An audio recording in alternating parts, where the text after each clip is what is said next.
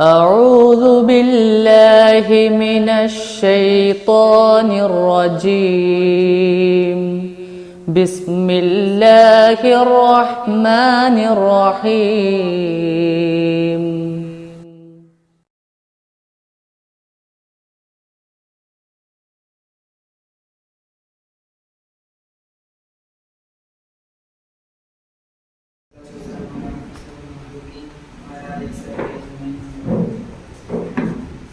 നമ്മളിന്ന് ഒരു മോട്ടിവേഷൻ സ്പീച്ചിൻ്റെ ഒരു ക്ലാസ്സിലാണ് ഒരുമിച്ച് കൂടിയിട്ടുള്ളത്. നമുക്ക് മോട്ടിവേഷൻ സ്പീച്ച് നൽകാൻ വേണ്ടി ഇവിടെ എത്തിച്ചേർന്ന ഷെഫീഖ് എടക്കനാട് ഉസ്താദിനെയും, അദ്ദേഹം WSF സ്റ്റേറ്റ് ജോയിൻറ്റ് സെക്രട്ടറിയാണ്. അതുപോലെ തന്നെ നമ്മുടെ പരിപാടി അധ്യക്ഷത വഹിക്കാൻ വേണ്ടി ഡോക്ടർ അബ്ദുൽ ഖാദർ ഹുദവി ഉസ്താദിനെയും, അതുപോലെ തന്നെ ഈ പരിപാടിക്ക് ഉദ്ഘാടനം ചെയ്യാൻ വേണ്ടി YP അബൂബക്കർ മൗലവിയെയും, അതുപോലെ തന്നെ നന്ദി അറിയിക്കാൻ വേണ്ടി സെൽവയുടെ പ്രസിഡന്റായ ഷാമിൽ ജീവിയെയും ഒറ്റവാക്കിൽ സ്വാഗതം ചെയ്തുകൊണ്ട് ഞാൻ ഈ പരിപാടിയുടെ അധ്യക്ഷ സ്ഥാനത്തേക്ക് നമ്മുടെ അഭിമന്യനായ പ്രിൻസിപ്പൽ ഡോക്ടർ അബ്ദുൽ ഖാദർ ഹുദവി ഉസ്താദിനെ ക്ഷണിച്ചുകൊണ്ട്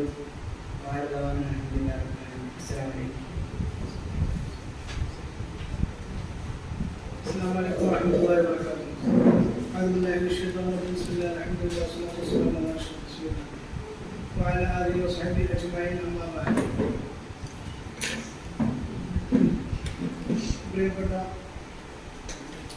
നമ്മുടെ WSF state joint secretary sir Shafeeq Edakkanad, സെൽവയുടെ പ്രസിഡന്റ് ഷാമിൽ ജീവി, സെക്രട്ടറി ഹഫീസ്, പ്രിയപ്പെട്ട ശ്രോതാക്കൾ, അല്ലാഹു സുബ്ഹാനഹു വ തആല നമ്മുടെ ഈ കൂടലും വിധിയിലും ഒരു സ്വാലിയായി അവനെ സ്വീകരിക്കട്ടെ. ആമീൻ. പബ്ലിക് സ്പീക്കിംഗ് ട്രെയിനിങ് പ്രോഗ്രാമിലാണ് നമ്മളിപ്പോൾ നിലകൊള്ളുന്നത്. അൽഹംദുലില്ലാഹ്, കേരളത്തിലെ ഒരു വലിയ പ്രഭാഷകനെയാണ് നമുക്ക് ഇത്തരത്തിലൊരു അവസരം ഒരു ഗസ്റ്റായിട്ട് ലഭിച്ചിട്ടുള്ളത്. തീർച്ചയായിട്ടും നമ്മൾ അല്ലാഹുവിനെ സ്തുതി പറഞ്ഞാൽ മതിയാവുകയില്ല. അൽഹംദുലില്ലാഹി അലാ കുല്ലി ഹാൽ. പ്രിയപ്പെട്ടവരെ, ശുദ്ധ ഖുർആനിൽ അല്ലാഹു പഠിപ്പിക്കുന്നുണ്ട്, വജാദിലു ബില്ലതി ഹിയ അഹ്സൻ. മറ്റൊരു സ്ഥലത്ത് നല്ല നിലയിൽ അവരോട് സംസാരിച്ചുകൊണ്ട് ദീനി പ്രബോധനം നടത്തുവാൻ വേണ്ടി അല്ലാഹു നമ്മളെ പഠിപ്പിക്കുന്നുണ്ട്. അപ്പോൾ പ്രഭാഷണ കല, പബ്ലിക് സ്പീക്കിംഗ് ആവട്ടെ, പ്രൈവറ്റ് സ്പീക്കിംഗ് ആവട്ടെ, ക്ലോസ്ഡ് സ്പീക്കിംഗ് ആവട്ടെ, തീർച്ചയായിട്ടും സ്പീക്കിംഗ് ഒരു ദാവത്തിന്റെ ഏറ്റവും വലിയൊരു കല തന്നെയാണ്. അപ്പോൾ അത് എങ്ങനെയൊക്കെ നിങ്ങളുടെ കഴിവുകൾ എത്രത്തോളം ഉണ്ടെന്ന് ഏകദേശം എനിക്കറിയാം. അപ്പോൾ നിങ്ങൾക്കത് ആവശ്യമായതിനാലാണ് ഞാൻ കുറച്ച് 2-3-4 ആഴ്ചകൾക്ക് മുമ്പ് തന്നെ ബഹുമാനപ്പെട്ട നമ്മുടെ അതിഥിയെ ക്ഷണിച്ചിരുന്നു. പക്ഷേ അദ്ദേഹത്തിന്റെ പഠനത്തിലും പിന്നെ നമ്മുടെ അസൗകര്യങ്ങളും ഒക്കെ കൂടി അങ്ങ് നീണ്ടുപോയതാണ്. അപ്പോൾ നമ്മുടെ ഈ അക്കാഡമിക് ഇയർ എൻഡ് ചെയ്യുന്നതിന് തൊട്ട് മുമ്പായിട്ട് എങ്കിലും ഇങ്ങനൊരു അവസരം കിട്ടിയപ്പോൾ അത് ഉപയോഗപ്പെടുത്തുവാൻ വേണ്ടിയാണ് ഞാൻ അദ്ദേഹത്തെ ക്ഷണിച്ചിട്ടുള്ളത്. അല്ലാഹു സുബ്ഹാനഹു വ തആല ഇത് വേണ്ട വിധത്തിൽ ഉപയോഗപ്പെടുത്തുവാൻ നമുക്ക് തൗഫീഖ് നൽകട്ടെ എന്ന് പ്രാർത്ഥിച്ചുകൊണ്ട് കൂടുതൽ അധ്യക്ഷ ഭാഷണമോ മറ്റു കാര്യങ്ങളോ ഒന്നും കടക്കാതെ, നിങ്ങൾ ഇത്തരം ഒരു അവസരം, നിങ്ങൾക്ക് ഈ ലഭിച്ച ഇത്തരം ഒരു വേദി, ചിലപ്പോൾ ഇത്ര കുറച്ച് ക്ലാസ്സുള്ള കുട്ടികൾ, ഇത്ര കുറഞ്ഞ കുട്ടികൾക്ക് ചിലപ്പോൾ മുമ്പ് പിന്നെ ഒരു ക്ലാസ് നൽകി പരിചയം ഉണ്ടാവണമെന്നില്ല. മീൻസ് അതിനേക്കാൾ വലിയ സദസ്സുകളിലായിരിക്കും ഷഫീഖ് സാധാരണ പ്രാക്ടീസ് ചെയ്തിരിക്കുക. അപ്പോൾ എന്നായിട്ടുള്ള ഒരു ബന്ധത്തിന് കൂടി ആയിരിക്കാം ചിലപ്പോൾ അങ്ങോട്ട് വന്നത്. അപ്പോൾ നിങ്ങൾ അത് വേണ്ട വിധത്തിൽ ഉപയോഗപ്പെടുത്തണം, മനസ്സിലാക്കിക്കൊണ്ട് അതിൻ്റെ ഗൗരവം മനസ്സിലാക്കി നമുക്ക് വേണ്ടി വന്നതാണ് എന്നുള്ള നിലക്ക് സ്വാഭാവികമായിട്ടും ഭക്ഷണം കഴിക്കുമ്പോൾ നമുക്കൊരു വർക്കൊക്കെ വരാൻ സാധ്യതയുണ്ട്. അതൊക്കെ നിങ്ങൾ മാറ്റി വെച്ച് വേണ്ട വിധത്തിൽ ഉപയോഗപ്പെടുത്തണമെന്ന് ഒരിക്കൽ കൂടി ഞാൻ നിങ്ങളെ അറിയിക്കുകയാണ്. അല്ലാഹു സുബ്ഹാനഹു വ തആല ഇതൊരു സ്വാലിയായ ക്രമമായി സ്വീകരിക്കട്ടെ. അസ്സലാമു അലൈക്കും വറഹ്മത്തുള്ളാഹി വബറകാതുഹു. ബിസ്മില്ലാ അൽഹംദുലില്ലാഹി വസ്സലാത്തു വസ്സലാമു അലാ അഷ്റഫിൽ മുർസലീൻ വഅലാ ആലിഹി വസഹ്ബിഹി അജ്മഈൻ അമ്മാ ബഅദ്. ഏറ്റവും പ്രിയപ്പെട്ട ഈ കോളേജിന്റെ പ്രിൻസിപ്പളും അതുപോലെ തന്നെ എൻ്റെ പ്രിയപ്പെട്ട ഉസ്താദ് കൂടിയായിട്ടുള്ള ഖാദർ ഹുദവി ഉസ്താദ്, പ്രിയപ്പെട്ട വിദ്യാർത്ഥി സുഹൃത്തുക്കളെ, പബ്ലിക് സ്പീക്കിംഗ് ട്രെയിനിങ് പ്രോഗ്രാമിലാണ് നമ്മൾ ഒരുമിച്ച് കൂടിയിട്ടുള്ളത്. അള്ളാഹു ഇതൊരു സൽക്രമമായി നമ്മിൽ നിന്ന് സ്വീകരിക്കട്ടെ. നമ്മുടെ ഇനിയുള്ള ജീവിതകാലത്ത് ദഅ്വത്തിന് ഉപകരിക്കുന്ന, ദഅ്വത്തിന്റെ മാർഗത്തിൽ കരുത്തായി മാറുന്ന ഒരു പ്രോഗ്രാമായിട്ട് ഇതിനെ അള്ളാഹു മാറ്റട്ടെ എന്ന് ആമുഖമായി പ്രാർത്ഥിക്കുകയാണ്. പ്രിയപ്പെട്ടവരെ, പ്രസംഗം അല്ലെങ്കിൽ സംസാരം, പബ്ലിക് സ്പീക്കിംഗ് എന്ന് പറയുമ്പോൾ അതിൽ പ്രസംഗം, പ്രഭാഷണം, സംഭാഷണം, ഡിബേറ്റ്, സംവാദങ്ങള് തുടങ്ങിയ എല്ലാ കാര്യങ്ങളും അതിൽ ഉൾപ്പെടും. അതായത് നമ്മുടെ നാവ് കൊണ്ട് നമ്മളൊരു കൂട്ടം ആളുകളെ അഭിമുഖീകരിക്കുന്ന പ്രവർത്തനങ്ങളൊക്കെയും ഇതിന്റെ പരിഗണനയിലാണ് വരുന്നത്. അതിൽ ഏറ്റവും പ്രധാനപ്പെട്ടത് അല്ലെങ്കിൽ ഇന്ന് നമ്മുടെ സമൂഹത്തിൽ നിലനിൽക്കുന്ന ഏറ്റവും നല്ല മാർഗം എന്ന് പറയുന്നത് പ്രസംഗം തന്നെയാണ്. കാരണം ജീവിതത്തിൽ പ്രസംഗം കേൾക്കാത്ത ആരെങ്കിലും ഉണ്ടോ? ഉണ്ടാവില്ല. ഒരൊറ്റ മനുഷ്യരുണ്ടാവില്ല ജീവിതത്തിൽ പ്രസംഗം കേൾക്കാത്ത മനുഷ്യരുണ്ടായിരിക്കില്ല. പക്ഷെ ജീവിതത്തിൽ പാട്ട് കേൾക്കാത്ത മനുഷ്യരുണ്ടാകും, ജീവിതത്തിൽ സിനിമ കാണാത്ത മനുഷ്യരുണ്ടാകും, ജീവിതത്തിൽ പുസ്തകം വായിക്കാത്ത മനുഷ്യരുണ്ടാകും. പക്ഷെ ജീവിതത്തിൽ പ്രസംഗം കേൾക്കാത്ത മനുഷ്യരുണ്ടാവില്ല. അല്ലെങ്കിൽ ഉപദേശങ്ങൾ കേൾക്കാത്ത, മറ്റുള്ളവരുടെ സംസാരങ്ങൾ കേൾക്കാത്ത മനുഷ്യരുണ്ടാകില്ല. അതുകൊണ്ട് തന്നെ നമ്മുടെ ഇങ്ങനെയൊക്കെ നടക്കുന്ന ആളുകൾ, അല്ലെങ്കിൽ നമ്മുടെ ഈ ദീനിന് വേണ്ടി പ്രവർത്തിക്കുന്ന ആളുകൾ, ദീന് പഠിക്കുന്ന ആളുകളൊക്കെ എന്ന നിലക്ക് നമുക്കൊക്കെ വലിയ ഉത്തരവാദിത്തങ്ങളുണ്ട്. നമ്മൾ ഈ ദീനിനെ മറ്റുള്ളവർക്ക് പരിചയപ്പെടുത്തി കൊടുക്കേണ്ട ആളുകളാണ്. കാരണം നമ്മൾ പഠിച്ച ദീനിനെ നമ്മൾ മറ്റുള്ളവർക്ക് മനസ്സിലാക്കി കൊടുക്കണം. അത് നമ്മുടെ വലിയ ഉത്തരവാദിത്തമാണ്. അതുപോലെ തന്നെ നമ്മൾ മറ്റെന്തൊക്കെ അറിവ് നേടുന്നുണ്ടോ ഈ അറിവിനൊക്കെ നമ്മൾ മറ്റുള്ളവർക്ക് പകർന്നു കൊടുക്കേണ്ടതുണ്ട്. ഈ പകർന്നു കൊടുക്കലിന്റെ ഏറ്റവും നല്ല രീതിയാണ് നന്നായി സംസാരിക്കുക എന്ന് പറയുന്നത്. അതാ മനോഹരമായിട്ട് നമുക്ക് സംസാരിക്കാൻ കഴിയുകയാണെങ്കിൽ മനോഹരമായിട്ട് നമുക്ക് ശ്രോതാക്കളിൽ എത്തിക്കാൻ പറ്റും. മനോഹരമായിട്ട് നമ്മൾ ശ്രോതാക്കളിൽ എത്തിച്ചാല് അത് അവരുടെ ജീവിതത്തില്, അവരുടെ അറിവില്, അവരുടെ കാഴ്ചപ്പാടിലൊക്കെ അത് മാറ്റങ്ങൾ ഉണ്ടാക്കാൻ പറ്റും. അപ്പൊ നമ്മുടെ വാക്കുകൾ കൊണ്ട് ഒരാളുടെ ജീവിതം മാറ്റാൻ നമുക്ക് കഴിയും. ഒരാളുടെ ജീവിതം മാറിക്കഴിഞ്ഞാൽ അയാളുടെ കുടുംബ ജീവിതം മാറും, അദ്ദേഹത്തിന്റെ സൗഹൃദങ്ങൾ മാറും. അതുപോലെ അതിങ്ങനെ സൊസൈറ്റിയുടെ വളർച്ചയെ മൊത്തത്തിൽ ബാധിക്കുന്ന ഒരു പ്രക്രിയയായിട്ട് നമ്മുടെ 5 മിനിറ്റോ 2 മിനിറ്റോ ഒക്കെയുള്ള സംസാരം മാറും. പക്ഷെ അതെന്തായിരിക്കണം? നമ്മൾ സംസാരിക്കുന്ന 5 മിനിറ്റ് നമ്മൾ എന്താവണം പറയേണ്ടത്? ആ രീതിയിലൊക്കെ മാറ്റം ഉണ്ടാക്കാൻ കഴിയുന്ന വർത്തമാനങ്ങളായിരിക്കും നമ്മൾ പറയേണ്ടത്. അല്ലാതെ വെറുതെ നമ്മൾ എന്തെങ്കിലും പറഞ്ഞു കഴിഞ്ഞാല് നമ്മുടെ 5 മിനിറ്റ് വെറുതെ എനർജി നഷ്ടപ്പെടും. ഒരു വേറെ എന്തിനൊക്കെയുള്ള 5 മിനിറ്റ് അവർക്ക് നഷ്ടപ്പെടും. ആ രീതിയിലാവരുത് നമ്മുടെ സംസാരങ്ങൾ. അങ്ങനെ ആവില്ല തന്നെയാണ് വിശ്വസിക്കുന്നത്. കാരണം ഇപ്പൊ നിങ്ങൾ ഒരു വർഷമായിട്ട് വാഫി കോഴ്സ് പഠിക്കുന്നവരുണ്ട്, 2ാമത്തെ വർഷത്തിലായവരുണ്ട്, അല്ലെങ്കിൽ ഇതിനു മുമ്പൊക്കെ നമ്മള് വിദ്യാഭ്യാസ പ്രക്രിയയിലൂടെ കടന്നു വന്നവരാണ്, 10ാം ക്ലാസ് വരെ പഠിച്ചു വന്ന ആളുകളാണ്. അതുകൊണ്ട് നമുക്ക് ഒരാളോട് എന്താണ് സംസാരിക്കേണ്ടത്, ഒരു ആളുകളോടും എങ്ങനെയൊക്കെയാണ് സംസാരിക്കേണ്ടതിനെ കുറിച്ചൊക്കെ നമുക്കൊരു ധാരണ ഉണ്ടാകും. കാരണം നമ്മുടെ വെറുതെ സംസാരിക്കാൻ എന്നതിന്റെ അപ്പുറം ഉപകാരമുള്ളത് സംസാരിക്കാൻ കൂടി പഠിച്ച ആളുകളാണ് നമ്മൾ.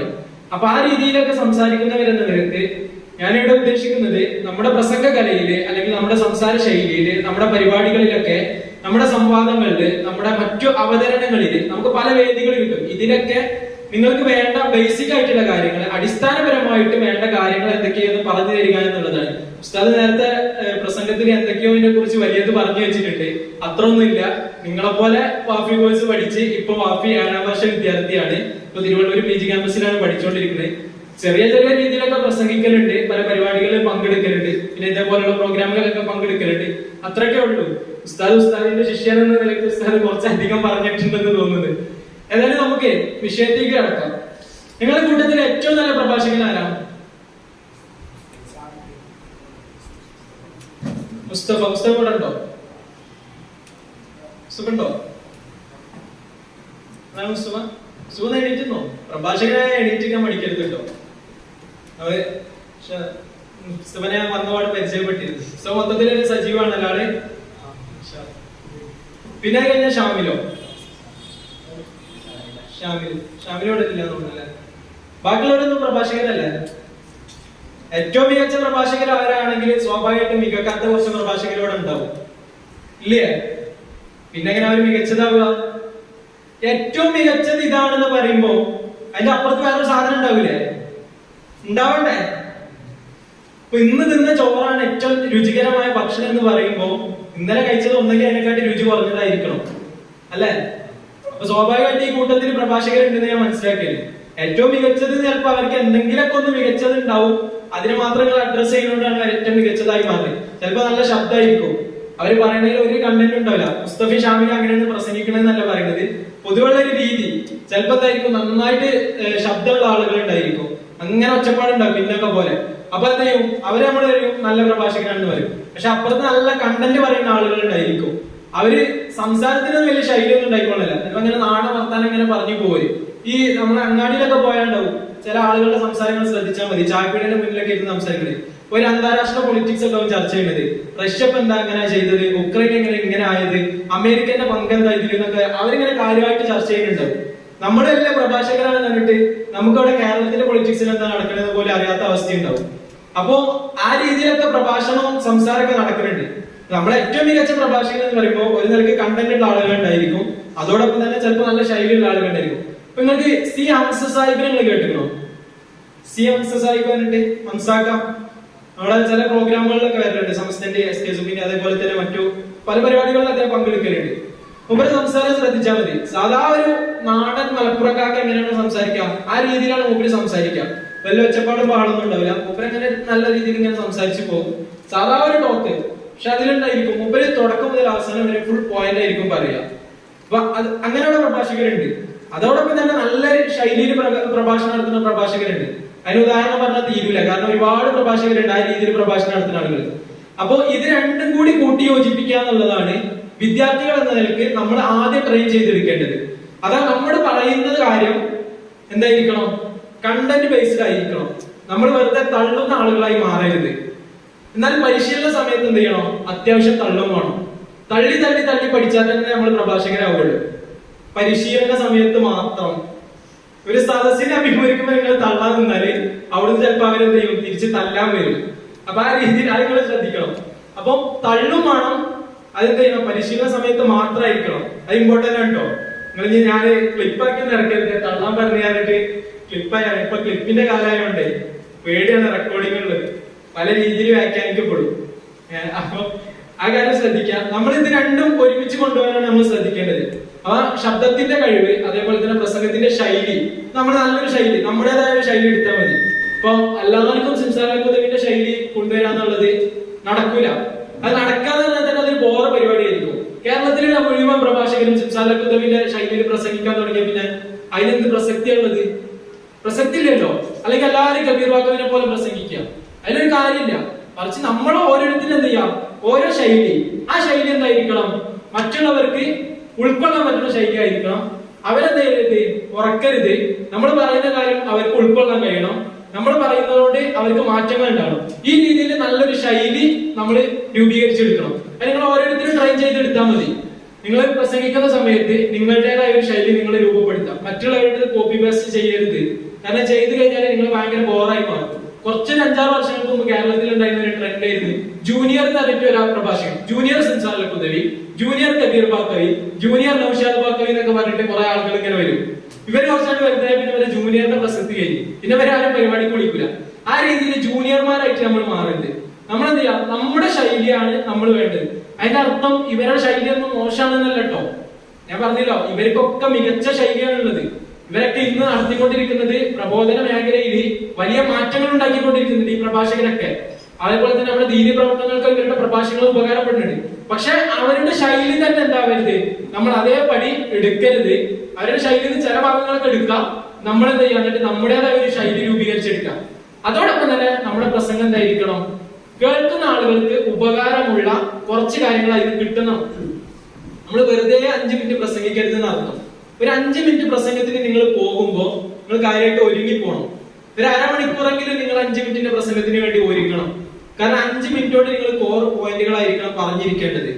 2 മണിക്കൂർ പ്രസംഗത്തിന് പോകുമ്പോൾ നിങ്ങൾ ഒന്നും ഒരുങ്ങാതെ പോയാലും ഒരു പ്രശ്നമില്ല. കാരണം 2 മണിക്കൂറുണ്ട് നിങ്ങൾക്ക്. നിങ്ങൾക്ക് അങ്ങനെ ആലോചിച്ച് നിങ്ങളുടെ അനുഭവങ്ങളും നിങ്ങളുടെ വിഷയങ്ങളും ഒക്കെ പറഞ്ഞ് ആ വിഷയത്തിലേക്ക് എത്തിക്കാൻ പറ്റും. നിങ്ങൾ സ്വാഭാവികമായിട്ട് പത്രം വായിക്കുന്നവരായിരിക്കും, മറ്റു വായനകളൊക്കെ ഉണ്ടാവും. അപ്പൊ നമുക്ക് കുറെ സാധനങ്ങൾ ഇങ്ങനെ ഓർമ്മിച്ചെടുത്ത് പറയാം. പക്ഷെ 5 മിനിറ്റിനുള്ളിൽ നമുക്ക് ഓർമ്മിക്കാനൊന്നും ഉണ്ടാവില്ല. ആ 5 മിനിറ്റ് എന്തായിരിക്കണം, കറക്റ്റ് നമ്മൾ ഷെഡ്യൂൾഡ് ആയിരിക്കും, അതിനുള്ളിൽ പറഞ്ഞു തീർക്കണം.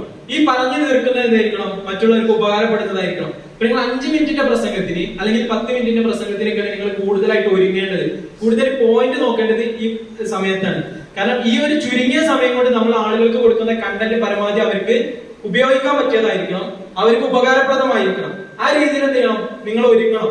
പിന്നെ ഇതിന്റെ കണ്ടന്റ് എങ്ങനെ കിട്ടുക എന്നുള്ളത് നിങ്ങൾ നോക്കുന്നത്. നിങ്ങൾക്ക് സ്വാഭാവികമായിട്ടും ഒരു വിഷയം വരുമ്പോൾ ആ വിഷയവുമായി ബന്ധപ്പെട്ടുള്ള ആധികാരികമായിട്ടുള്ള സോഴ്സുകളിൽ നിന്ന് പരമാവധി നിങ്ങൾ കണ്ടന്റ് എടുക്കാൻ നോക്കണം.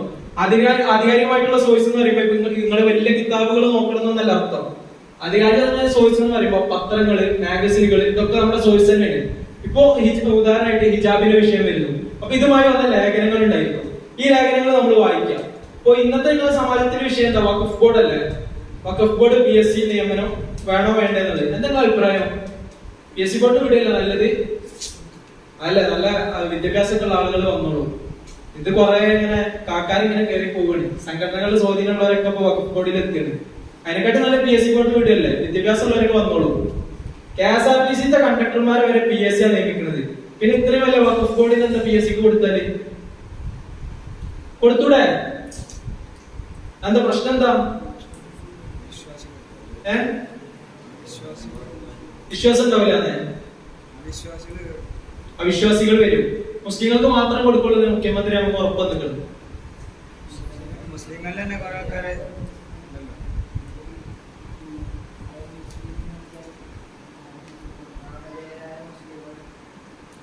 നിങ്ങൾ എന്ത് സമാജത്തിന് ചർച്ച ചെയ്യുന്ന വിഷയമാണല്ലോ അല്ലെ? ഉഷാറായിട്ട് ചർച്ച ചെയ്യണം. വഖഫ് ബോർഡ് PSCക്ക് കൊടുക്കരുത് തന്നെയാണ് നിങ്ങളെ പ്രസംഗങ്ങളിൽ വരേണ്ടത്. ഞാൻ നിങ്ങളെ അറിയാൻ വേണ്ടി ചോദിച്ചതാണ്. PSCക്ക് കൊടുക്കരുത്. കാരണം അതിൽ പറഞ്ഞത് പോലെ നിങ്ങളൊക്കെ പലരും പറഞ്ഞു, നമ്മളെന്ത് ചെയ്യും? പേര് കൊണ്ട് മുസ്ലിം ആയ ആളുകൾ അതിൽ വരും. ഇപ്പൊ അത് സ്വാഭാവികമായിട്ട് മുസ്ലിങ്ങൾക്ക് മാത്രം പറയും. കുറച്ച് കഴിഞ്ഞാൽ നമ്മുടെ സിസ്റ്റം ഇതുവരെ തുടർന്ന് പോകുന്ന ഗവൺമെന്റ് സിസ്റ്റം അനുസരിച്ച് അതിനെ എന്ത് ചെയ്യും? ജനറലൈസ് ചെയ്യും. മറ്റുള്ളവരൊക്കെ വരേണ്ടി വരും. നമ്മുടെ സ്കോളർഷിപ്പുകളൊക്കെ മാറ്റം വന്നതുപോലെ അത് സ്വാഭാവികമായിട്ട് മറ്റു വിഭാഗങ്ങൾക്കൊക്കെ ഇങ്ങനെ കൊടുക്കേണ്ടി വരും. അപ്പൊ ആ ഒരു അപകടമൊക്കെ മുന്നിൽ കണ്ടിട്ടാണ് നമ്മൾ അതിനെ എതിർക്കുന്നത്. ആ രീതിയിൽ നിങ്ങൾ അതിനെ മനസ്സിലാക്കണം. പിന്നെ നിങ്ങൾ കൂടുതൽ പഠിക്കണം. അപ്പൊ ഇങ്ങനെ ഓരോ വിഷയം വരുമ്പോഴും ആ വിഷയവുമായി ബന്ധപ്പെട്ട് നല്ല ചർച്ചകൾ നടന്നിട്ടുണ്ടാവും. അപ്പൊ നിങ്ങൾക്ക് വഖഫിന്റെ ഇഷ്ടം പോലെ പോയിന്റ് കിട്ടും. കാരണം ഒരുപാട് പ്രഭാഷണങ്ങള്, സമ്മേളനങ്ങള്, പഠനങ്ങൾ, ഇതൊക്കെ ഈ വിഷയത്തിൽ നടന്നതാണ്. അപ്പൊ അതേപോലെ തന്നെ നമ്മൾ ഇങ്ങനെയുള്ള സാധനങ്ങളൊക്കെ നമ്മൾ കണ്ടെത്തിയിട്ട് വായിച്ചു കഴിഞ്ഞാൽ നമുക്ക് കുറെ പോയിന്റ് ഉണ്ടാക്കാൻ പറ്റും. നിങ്ങൾ ആദ്യം ശ്രദ്ധിക്കേണ്ടത് ഡെയിലി നിങ്ങൾ പത്രം വായിക്കണം. ഒരു പ്രഭാഷകനാകണോ നിങ്ങൾ ദിവസം പത്രം വായിക്കണം. കാരണം പത്രം വായിച്ചാൽ മാത്രമേ നമ്മൾ അപ്ഡേറ്റഡ് ആവുള്ളൂ. അല്ലെങ്കിൽ നിങ്ങൾ അതിന്റെ പകരം എന്തെങ്കിലുമൊക്കെ ഒരു രീതി കാണണം. ഡെയിലി സമൂഹത്തിൽ നടന്നുകൊണ്ടിരിക്കുന്ന കാര്യങ്ങൾ നമ്മൾ അറിഞ്ഞിരിക്കുക എന്നുള്ളത് ഒരു പ്രഭാഷകന്റെ ബേസിക് ക്വാളിഫിക്കേഷൻ ആണ്. അത് ഇപ്പൊ പത്രം വായിക്കാൻ പറ്റാത്ത ആളാണെന്നുണ്ടെങ്കിൽ മറ്റു സോഷ്യൽ മീഡിയകളിൽ ഉപയോഗപ്പെടുത്തിയിട്ട് ഇപ്പൊ പുതിയ ആളുകളൊക്കെ അങ്ങനെ ചെയ്യുന്നുണ്ട്. പക്ഷെ നമ്മളിപ്പോ ഫോണൊന്നും ഉപയോഗിക്കില്ല. ആഴ്ചയിൽ 2 ദിവസം നിങ്ങൾക്ക് ഫോൺ ഉപയോഗിക്കാൻ പറ്റുന്നത്. ഇവിടെ പത്രം ഡെയിലി വരുന്നുണ്ട്. നമ്മളെ പ്രായത്തിൽ നമ്മൾ ചെയ്യേണ്ടത് പത്രവായന തന്നെയാണ്. കാരണം പത്രവായന എന്നുള്ളതുകൊണ്ട് നമുക്ക് വിഷയം കിട്ടുന്നതിന്റെ ഒപ്പം തന്നെ നമുക്ക് ഒരുപാട് പദസമ്പത്ത് കിട്ടും. പദസമ്പത്ത് പ്രഭാഷണത്തിന്റെ ഏറ്റവും വലിയൊരു പ്രസക്തിയുള്ള ഭാഗമാണ്. കാരണം വാക്കുകൾ വേണം നമുക്ക്. വെറുതെ നമുക്ക് കുറച്ച് വാക്കുകൾ വെച്ചിട്ട് അങ്ങനെ പ്രസംഗിക്കാൻ പറ്റൂല. അപ്പൊ നമ്മളെ വീണ്ടും എന്താ വരും? നമുക്കറിയാം 5 മിനിറ്റ് പ്രസംഗത്തിൽ ഒരു 10-15 വട്ടം വരും നമുക്കറിയാം വരും. അല്ലെങ്കിൽ പിന്നെ എന്താ ഉണ്ടാവുക? അല്ലെങ്കിൽ ഉണ്ടാവും അല്ലെ? അല്ലെങ്കിൽ ഇങ്ങനെ ചിലര് പ്രസംഗം ഉണ്ടാവില്ലേ? അപ്പൊ ആ രീതിക്ക് വരുന്നത് എന്താ അറിയോ? പോയിന്റ് കിട്ടാത്തതുകൊണ്ടാണ്. പിന്നെ ചിലവർ ഇത് ശീലിച്ചു പോകുന്നുണ്ടാവും കേട്ടോ. അത് പിന്നെ അവരെ പോയിന്റ് ഇഷ്ടം പോലെ ഉണ്ടാവും. പക്ഷെ അവർക്ക് അടുത്ത പോയിന്റിലേക്ക് കടക്കണമെങ്കിൽ ഈ ഒരു സാധനം ഇട്ട് കൊടുക്കേണ്ടി വരും, എങ്കിലേ അത് വരുള്ളൂ. അപ്പൊ ആ രീതി ഉണ്ടാവും. പക്ഷെ നമ്മൾ എന്ത് ചെയ്യണം? പരമാവധി പോയിന്റ് കണ്ടെത്തിയിട്ട് വേണം നിങ്ങൾ പ്രസംഗിക്കാൻ. പോയിന്റ് കണ്ടെത്തുക എന്നുള്ളതാണ് നിങ്ങൾ ഫസ്റ്റ് ചെയ്യേണ്ടത്. ഒരു വിഷയം കിട്ടിക്കഴിഞ്ഞാൽ അതിന് പരമാവധി പോയിന്റുകൾ നിങ്ങൾ കണ്ടെത്തുക. എന്നിട്ട് നിങ്ങൾ അതിന് ആ പോയിന്റിനെ ഓർഡർ ആക്കണം. നിങ്ങൾ നോട്ട് ചെയ്ത് വെച്ചോട്ടെ. ഞാൻ ആ വിഷയത്തേക്ക് കിടക്കുകയാണ്. ഫസ്റ്റ് നിങ്ങൾ ഒരു വിഷയം കിട്ടിക്കഴിഞ്ഞാൽ ആ വിഷയവുമായി ബന്ധപ്പെട്ട് നിങ്ങൾക്ക് എവിടുന്നൊക്കെ പോയിന്റ് കളക്ട് ചെയ്യാൻ പറ്റുമോ? കുറച്ചും കൂടി വലുതായി നിങ്ങൾക്ക് ഇപ്പൊ ആഴ്ചയിൽ 2 ദിവസമാണ് ഫോൺ ഉപയോഗിക്കാൻ പറ്റുന്നെങ്കിൽ ആ സമാജത്തിന്റെ വിഷയം എത്ര ദിവസം മുമ്പായിട്ടല്ലേ? ഒരാഴ്ച. സമാജത്തിന്റെ വിഷയം എന്താണ്ടല്ലേ? 4 ദിവസം മുമ്പ്. അതിന്റെ ഇടയ്ക്ക് നിങ്ങൾക്ക് ഒരു ദിവസം ഫോൺ ഉപയോഗിക്കാൻ പറ്റൂല. അപ്പൊ എന്ത് ചെയ്യാം? കുറച്ചൊന്ന് ഗൂഗിൾ ചെയ്ത് നോക്കുക. ഗൂഗിൾ ചെയ്താൽ ഒരുപാട് സാധനങ്ങൾ വരും. നമ്മൾ എന്ത് ചെയ്യാം? നമുക്ക് നല്ലതാണെന്ന് തോന്നുന്ന സാധനങ്ങൾ മാത്രം സ്വീകരിച്ചെടുക്കുക. നിങ്ങൾ ബേസിക്കലി ഇതായതുകൊണ്ടാണ് ഞാൻ ആ രീതിയിൽ പറഞ്ഞു പോണത്. അല്ലെങ്കിൽ കുറച്ചും കൂടി സൈറ്റുകളൊക്കെ പറഞ്ഞതായിരുന്നു. പക്ഷെ നിങ്ങളിപ്പോ +2 ആവുന്നല്ലേ ഉള്ളൂ. അപ്പൊ ആ രീതിയിൽ എന്ത് ചെയ്യാം? നിങ്ങള് അങ്ങനെ പോയിന്റ് കണ്ടെത്തുക. പിന്നെ ഡെയിലി പത്രം വായിക്കാം. പത്രത്തിന് ഇവിടെ മനോരമ പത്രം വരുന്നുണ്ട്, അതേപോലെ സുപ്രഭാതം അല്ലേ വരുന്നത്. 2 ആശയങ്ങളായിരിക്കും ഉണ്ടായിരിക്കുക. പത്രത്തിന്റെ എഡിറ്റോറിയൽ കൂടി വായിക്കാൻ തുടങ്ങിയാല് നല്ല ഉപകാരമായിരിക്കും. ഡെയിലി വായിക്കണം എന്നാണ് പറയുന്നത്. നിങ്ങൾക്ക് ഡെയിലി പത്രത്തിന്റെ എഡിറ്റോറിയൽ വായിക്കാൻ കഴിഞ്ഞില്ല എന്നുണ്ടെങ്കിൽ നിങ്ങൾ എന്ത് ചെയ്യാം, വെള്ളിയാഴ്ചെങ്കിലും ആ 2 പത്രത്തിന്റെ എഡിറ്റോറിയൽ കൂടെ ഒന്ന് വായിക്കും. എഡിറ്റോറിയൽ ലേഖനം ഉണ്ടാവുമല്ലോ, എഡിറ്റോറിയൽ മനസ്സിലായില്ലേ, എഡിറ്റോറിയൽ പേജിന്റെ അത് വായിക്കാം. ഡെയിലി വായിച്ചാൽ നിങ്ങൾക്ക് അത്രയും ഉപകാരമായിരിക്കും, അത്രയും വികാസം നിങ്ങൾക്ക് ഉണ്ടാവും. കാരണം എഡിറ്റോറിയൽ എന്ന് പറയുന്നത് ഒരു വിഷയത്തിലുള്ള ആ പത്രത്തിന്റെ അഭിപ്രായമാണ്. അതിലവരെന്ത് ചെയ്യും, പല സോഴ്സുകളിൽ നിന്നുള്ള അഭിപ്രായങ്ങൾ ക്രോഡീകരിച്ചിട്ടാണ് അത് ചെയ്യുക. അത് വായിക്കുമ്പോൾ നമുക്ക് നമ്മുടെ രീതിയിൽ ഇതിനെ മാറ്റാൻ പറ്റും. അപ്പൊ ഒരു വിഷയത്തിന്റെ നെഗറ്റീവും പോസിറ്റീവും ഒക്കെ അതിന് മനസ്സിലാക്കാൻ പറ്റും. ഇപ്പൊ നമ്മുടെ മുസ്ലിം വിഷയങ്ങൾ വരികയാണെന്നുണ്ടെങ്കിൽ സുപ്രഭാതത്തിൽ സ്വാഭാവികമായിട്ട് മുസ്ലിങ്ങളുടെ ഭാഗത്തു നിന്നുള്ള ഒരു വീക്ഷണമായിരിക്കും ഉണ്ടായിരിക്കാം. ഒരു പക്ഷേ മനോരമയിൽ എന്തായിരിക്കും, മറ്റൊരു ഭാഗത്തു നിന്നുള്ള ഒരു സെക്യുലർ കാഴ്ചപ്പാടിൽ നിന്നുള്ള ഒരു മതനിരപേക്ഷ സമൂഹത്തിൽ നിന്നുള്ള ഒരു കാഴ്ചപ്പാടായിരിക്കും മിക്കവാറും മനോരമയുടെ എഡിറ്റോറിയൽ പേജിൽ തന്നെ ലേഖനങ്ങൾ ഉണ്ടായിരിക്കാം. അപ്പൊ ഈ 2 രീതി നമ്മളൊരു വിഷയം പഠിക്കുമ്പോൾ ആ ഒരു കാര്യം നിങ്ങൾ ശ്രദ്ധിക്കണം കേട്ടോ. അപ്പൊ നിങ്ങൾക്ക് വഖഫ് ബോർഡ് PSC നിയമനം എന്നൊരു വിഷയം കിട്ടുമ്പോൾ ഇതിന്റെ 2 സൈഡ് നിങ്ങൾ പഠിച്ചു വെക്കണം. നെഗറ്റീവ് വശം പഠിച്ചു വെക്കണം, പോസിറ്റീവ് വശം പഠിച്ചു വെക്കണം. നമ്മൾ പ്രസംഗിക്കുന്നത് പോസിറ്റീവ് വശം മാത്രമാണെങ്കിൽ കൂടി ഇതിന്റെ നെഗറ്റീവ് വശം നിങ്ങൾ മനസ്സിലാക്കി വെക്കണം. പ്രത്യേകിച്ച് ഇപ്പോഴത്തെ ഒരു സമയം എന്ന് പറയുന്നത്, നമ്മളൊരു പ്രസംഗം കണ്ടു കഴിഞ്ഞാൽ ഈ പ്രസംഗം നമ്മൾ വിചാരിക്കും ഇവിടെ 10 ആളുകളുള്ളൂ, നമ്മൾ അവരോട് സംസാരിക്കുന്നത്. ആ 10 ആളുകൾ മിക്ക ആളുകൾ ഇത് റെക്കോർഡ് ചെയ്യുന്നുണ്ടാവും. അതേപോലെ തന്നെ ഇത് പലയിടത്തേക്കും ഷെയർ ചെയ്യപ്പെടും. ഈ ഷെയർ ചെയ്യപ്പെട്ടാൽ പല രീതിയിലുള്ള വിവാദങ്ങൾ ഉണ്ടായേക്കാം. ഈ വിവാദങ്ങൾക്ക് വിശദീകരണങ്ങൾ നമ്മൾ കൊടുക്കേണ്ടി വരും. ഇങ്ങനെയൊക്കെ ഇപ്പൊ നിങ്ങളെ തന്നെ അനുഭവങ്ങൾ ഉണ്ടാവുമല്ലോ, പല ഉസ്താദന്മാരുടെ പ്രസംഗങ്ങൾ അത് ഇതൊക്കെ ഇങ്ങനെ ഷെയർ ചെയ്ത് വരുന്നത്. അപ്പൊ ഇതൊന്നും അവർ ആ രീതിയിൽ പറഞ്ഞതായിരിക്കില്ല. അപ്പൊ നമ്മൾ ഇതിന്റെ പോസിറ്റീവ് നെഗറ്റീവ് വശങ്ങളൊക്കെ മനസ്സിലാക്കി കഴിഞ്ഞാൽ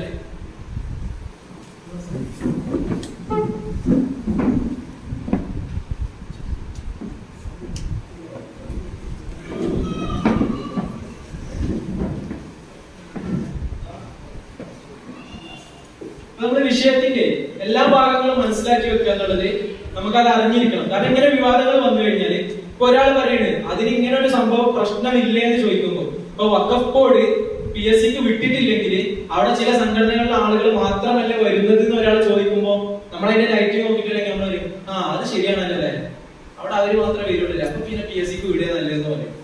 പക്ഷെ നമ്മൾ എന്ത് ചെയ്യണം, പ്രസംഗിക്കുന്നതിന് മുമ്പ് തന്നെ ഇതിന്റെ നെഗറ്റീവും പോസിറ്റീവും നോക്കി വെച്ചിട്ടുണ്ടെങ്കിൽ ഇയാളത് പറയുമ്പോൾ എന്ത് ചെയ്യും, നമുക്ക് തിരിച്ചു പറയാനുള്ള പോയിന്റ് നമ്മുടെ അടുത്തുണ്ടാവും.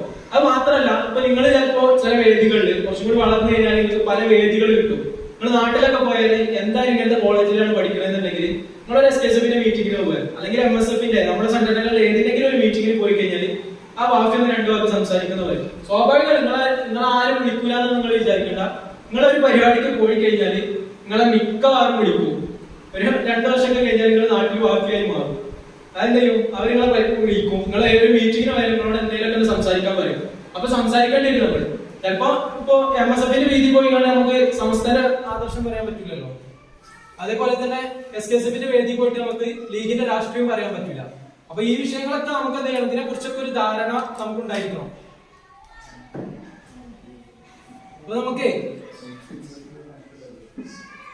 എല്ലാ വിഷയത്തിനെ കുറിച്ച് ഒരു ധാരണ നമുക്ക് ഉണ്ടായിരിക്കണം. അതിനാണ് ഞാൻ പറഞ്ഞത് പത്രങ്ങൾ വായിക്കണം. നമ്മൾ പത്രങ്ങൾ വായിച്ചു കഴിഞ്ഞാൽ നമുക്ക് സമൂഹത്തിൽ നടക്കുന്ന ഏകദേശ കാര്യങ്ങളൊക്കെ മനസ്സിലാവും. പിന്നെ നമ്മുടെ ആളുകളുമായിട്ട് പരമാവധി സംസാരിക്കാൻ ശ്രമിക്കുക എന്നുള്ളതാണ് നമുക്ക് വേണ്ട മറ്റൊരു ഇത് എന്നുള്ളത്. കാരണം നമ്മുടെ സമൂഹത്തിലുള്ള ആളുകൾ, വിവിധ തലങ്ങളിലുള്ള ആളുകളുണ്ട്. ഈ ആളുകളായിട്ടൊക്കെ നമ്മൾ പരമാവധി സംസാരിക്കാം, അവരുടെ ആശയങ്ങൾ കേൾക്കുക. പ്രായമായ ആളുകളൊക്കെ ഉണ്ടാവും നാട്ടില്, ഇവരൊക്കെ നമ്മൾ കേൾക്കാൻ ശ്രമിക്കുക. അപ്പൊ നമുക്കില്ലാത്ത പല ഉൾക്കാഴ്ചകളും ഇവർക്ക് ഉണ്ടാവും. കാരണം ഒരുപാട് അനുഭവങ്ങൾ ഉണ്ടാവും ഇവർക്ക്. അപ്പൊ ആ രീതിയിലൊക്കെ എന്ത് ചെയ്യാം, നിങ്ങൾ അവരെ ഉപയോഗപ്പെടുത്തിയിട്ട് അവരടുത്തു നിന്നുള്ള പോയിന്റ് കൂടി ശേഖരിച്ച് അതും പിന്നെ ഈ പുതിയ വിഷയങ്ങൾ ഉണ്ടല്ലോ ഇതും കൂടി മനസ്സിലാക്കി കഴിഞ്ഞാൽ നമുക്ക് പല വിഷയങ്ങളും സംസാരിക്കാൻ പറ്റും. അപ്പൊ ആ രീതിയിൽ എന്ത് ചെയ്യണം, നിങ്ങൾ എടുക്കണം. പിന്നെ നേരത്തെ പറഞ്ഞേക്ക് വരികയാണെങ്കിൽ പല വേദിയിൽ പോയാൽ നമുക്ക് പ്രസംഗിക്കാനുള്ള അവസരങ്ങൾ ഉണ്ടായിരിക്കും. പക്ഷെ നമ്മുടെ ഇപ്പോ ഒരു പൊതുവേദിയാണ്, നാട്ടിലൊരു പരിപാടി നടക്കുകയാണ്, അല്ല അവിടുത്തെ ഒരു ക്ലബ്ബ് നടത്തുന്ന പരിപാടിയാണ്. ഇതിനു മുമ്പ് പ്രസംഗിച്ച ആള് നമുക്ക് നേരെ എതിരായിട്ടുള്ള ആളുകൾ, നാട്ടിലത്തെ പരിപാടി ആകുമ്പോൾ പല ആളുകൾ ഉണ്ടായിരിക്കും. BJPക്കാരുണ്ടായിരിക്കും, RSSകാരുണ്ടായിരിക്കും, നമ്മുടെ ആളുകൾ ഉണ്ടായിരിക്കും, നമ്മുടെ ആശയത്തിന് എതിരായിട്ടുള്ള ആളുകൾ ഉണ്ടായിരിക്കും. ഇങ്ങനെ പല ആളുകൾ ഉണ്ടായിരിക്കും. ചിലപ്പോൾ നമ്മൾ സംസാരിക്കുന്നതിന് മുമ്പ് പ്രസംഗിച്ച ആള് ഒരു BJPന്റെ ആളാണെന്ന് ജസ്റ്റ് ഒന്ന് സങ്കല്പിക്കുന്നത്. ഈ BJPന്റെ ആള് പ്രസംഗിച്ചിരിക്കുന്നത് മുസ്ലിങ്ങൾക്കെതിരായ ആള് 2-3 പരാമർശങ്ങൾ നടത്തിയിട്ടാണ് ആള് പ്രസംഗിച്ചിട്ടുള്ളത്. അടുത്തത് നമ്മളാ പ്രസംഗിക്കാനുള്ളത്. നമ്മളത് തിരുത്താൻ അവിടെ മനസ്സ് കാണിക്കണം. പക്ഷെ അത് തിരുത്തണം എന്നുണ്ടെങ്കിൽ എന്ത് ചെയ്യണം, ഇയാൾ പറഞ്ഞത് തെറ്റാന്നുള്ള ബോധം നമുക്കറിയണ്ടേ. അല്ലാതെ ഇപ്പൊ മുസ്ലിങ്ങൾ ഭീകരവാദികളാണ്, IS ഭീകര സംഘടന ഉണ്ട്, അൽഖ്വയ്ദ ഭീകര സംഘടന ഉണ്ടെങ്കിൽ ഇയാൾ ഇങ്ങനെ പ്രസംഗിച്ചു പോയി. അപ്പൊ നമ്മൾ വിചാരിക്കുന്നത് ശരിയാണല്ലേ, ലോകത്ത് അറിയപ്പെട്ട ഭീകര സംഘടനകളൊക്കെ മുസ്ലിങ്ങൾക്ക് നേതൃത്വം കൊടുത്താണ്. അപ്പൊ പിന്നെ അയാൾ പറഞ്ഞതിൽ തെറ്റൊന്നുമില്ല. അപ്പൊ നമ്മൾ തിരുത്തണ്ടെന്നാണ് നമ്മളെ ധാരണ എന്നുണ്ടെങ്കിൽ എന്തായി, അയാൾ നമ്മൾ ഒരേപോലെ. നിങ്ങൾ SKSF മെമ്പർഷിപ്പ് ഉണ്ടെങ്കിലും ആശയം കൊണ്ട് എന്താണ് നിങ്ങൾ BJP ആകും. അപ്പൊ ആ രീതിയിൽ എന്ത് ചെയ്യണം, നമ്മൾ ആ വിഷയങ്ങൾ മനസ്സിലാക്കി വെക്കണം.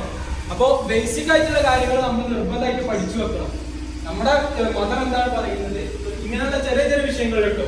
നിങ്ങൾ അടുത്ത ആലിയ ഘട്ടത്തിലൊക്കെ നടക്കുമ്പോൾ ഒരുപാട് ഇതിലേറെ വലിയ വിഷയങ്ങൾ വരും. ആ സമയത്തൊക്കെ എന്ത് ചെയ്യണം, നമ്മൾ ഇങ്ങനെയുള്ള വിഷയങ്ങളുടെ നെഗറ്റീവും പോസിറ്റീവും പഠിക്കാനുള്ള പോയത്.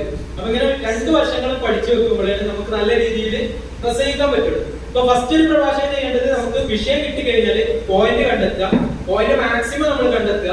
ഇനി രണ്ടാമതായിട്ട് ചെയ്യേണ്ടത് ഈ പോയിന്റ് നമ്മൾ ഓർഡർ ആക്കുക എന്നുള്ളതാണ്.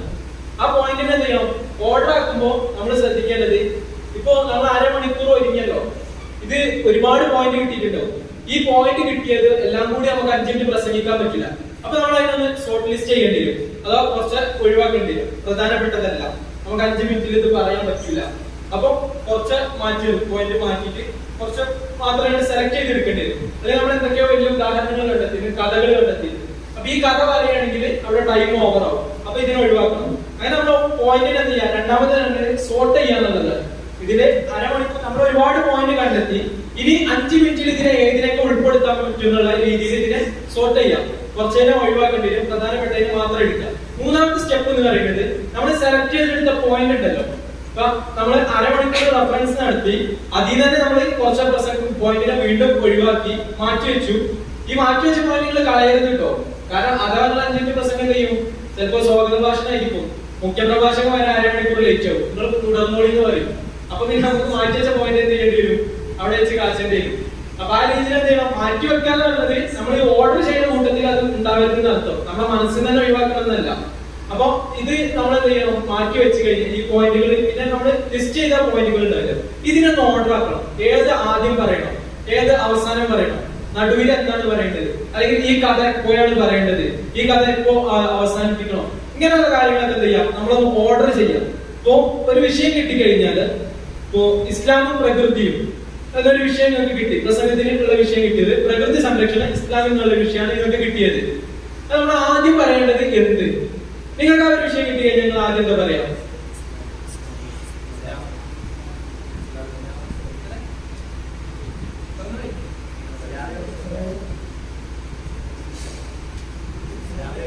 രണ്ട് രീതിയിൽ ആ വിഷയത്തെ സമീപിക്കാം. ഒന്ന് എന്ത് ചെയ്യാം, ഫസ്റ്റ് ഇസ്ലാം എന്താന്ന് പറയാം. അത് ഒരു മനുഷ്യന്റെ അല്ലെങ്കിൽ മനുഷ്യകുലത്തിന്റെ സകല മേഖലകളിലും ഇടപെടുന്ന മതമാണ് ഇസ്ലാം. അള്ളാഹുവിന്റെ മാർഗത്തിലുള്ള ഏക ദൈവവിശ്വാസത്തിലുള്ള ഒരു മതമാണ് ഇസ്ലാം. ആ മതം എല്ലാ വിഷയത്തിലും ഇടപെട്ടതുപോലെ തന്നെ പ്രകൃതിയുടെ വിഷയത്തിലും അതിന്റേതായ ചില കാഴ്ചപ്പാടുകൾ ഉണ്ടെന്നൊക്കെ പറഞ്ഞിട്ട് ആ രീതിയിൽ നമുക്ക് അവതരിപ്പിക്കാൻ തുടങ്ങാൻ പറ്റും. അല്ലാണ്ടെങ്കിൽ പ്രകൃതിയുടെ മാറ്റം പറയാം. ഇപ്പൊ മാനവകുലത്തിന്റെ നിലനിൽപ്പിന്, ഭൂമിയുടെ നിലനിൽപ്പിനൊക്കെ പ്രകൃതി സംരക്ഷണം എന്ന് പറയുന്നത് അത്യാവശ്യമായ ഘടകമാണ്. പ്രകൃതി ഉണ്ടെങ്കിലേ മനുഷ്യന് നിലനിൽപ്പുള്ളൂ. അതുകൊണ്ട് തന്നെ മതങ്ങളുടെ ഏറ്റവും പ്രസിദ്ധമായ മതമായ അല്ലെങ്കിൽ അള്ളാഹുവിന്റെ മതമായ ഇസ്ലാമും പ്രകൃതി സംരക്ഷണത്തിന് വലിയ പ്രാധാന്യം നൽകുന്നുണ്ട് എന്ന് പറഞ്ഞിട്ട് ഇങ്ങനെ രണ്ട് രീതിയിൽ നിങ്ങൾക്ക് എന്ത് ചെയ്യാം, പ്രസംഗം തുടങ്ങാൻ പറ്റും. ഈ തുടക്കത്തിന് എന്ത് ചെയ്യണം, ഏത് രീതിയിൽ തുടങ്ങണം എന്നുള്ളത് നിങ്ങൾ ആ പോയിന്റ് ഓർഡർ ചെയ്യുമ്പോൾ ശ്രദ്ധിക്കണം. ഇപ്പൊ ഈ പറയപ്പെട്ട 2 പോയിന്റുകൾ റെഫറൻസിൽ വന്നിട്ടുണ്ടാകും. ഒന്ന്, ഇസ്ലാം പ്രകൃതിക്ക് നൽകുന്ന പ്രാധാന്യം നിങ്ങൾ റെഫറൻസ് ചെയ്യുമ്പോൾ എന്തായാലും കാണും. നിങ്ങൾക്ക് ഏത് വിഷയം കിട്ടിക്കഴിഞ്ഞാലും അതിന്റെ ഒരു ഇസ്ലാമിക വായന നിർബന്ധമായിട്ട് നിങ്ങൾ നടത്തണം. എന്ത് വിഷയമാണ് കിട്ടുന്നുണ്ടെങ്കിലും ഇസ്ലാം അതിൽ എന്ത് പറയുന്നുണ്ട്, പൊതുവിഷയങ്ങൾ എന്താണെങ്കിലും ഇസ്ലാമിന്റെ ഒരു കാഴ്ചപ്പാട് എന്താണെന്നുള്ളത് നമ്മൾ മനസ്സിലാക്കി വെക്കണം. കാരണം നമ്മൾ ഇസ്ലാമിന്റെ പ്രതിനിധികളാണ്, ഇസ്ലാമിന്റെ ഭാഗത്ത് നിന്നാണ് നമ്മൾ സംസാരിക്കുന്നത്. അപ്പൊ ആ ഒരു ബേസിക് ആയിട്ടുള്ള കാര്യം നമ്മൾ മനസ്സിലാക്കി വെക്കണം. എന്നിട്ട് എന്ത് ചെയ്യാം, ഇതിനെ ഒന്നെങ്കിൽ നമുക്ക് ആ രീതിയിൽ അവതരിപ്പിക്കാം.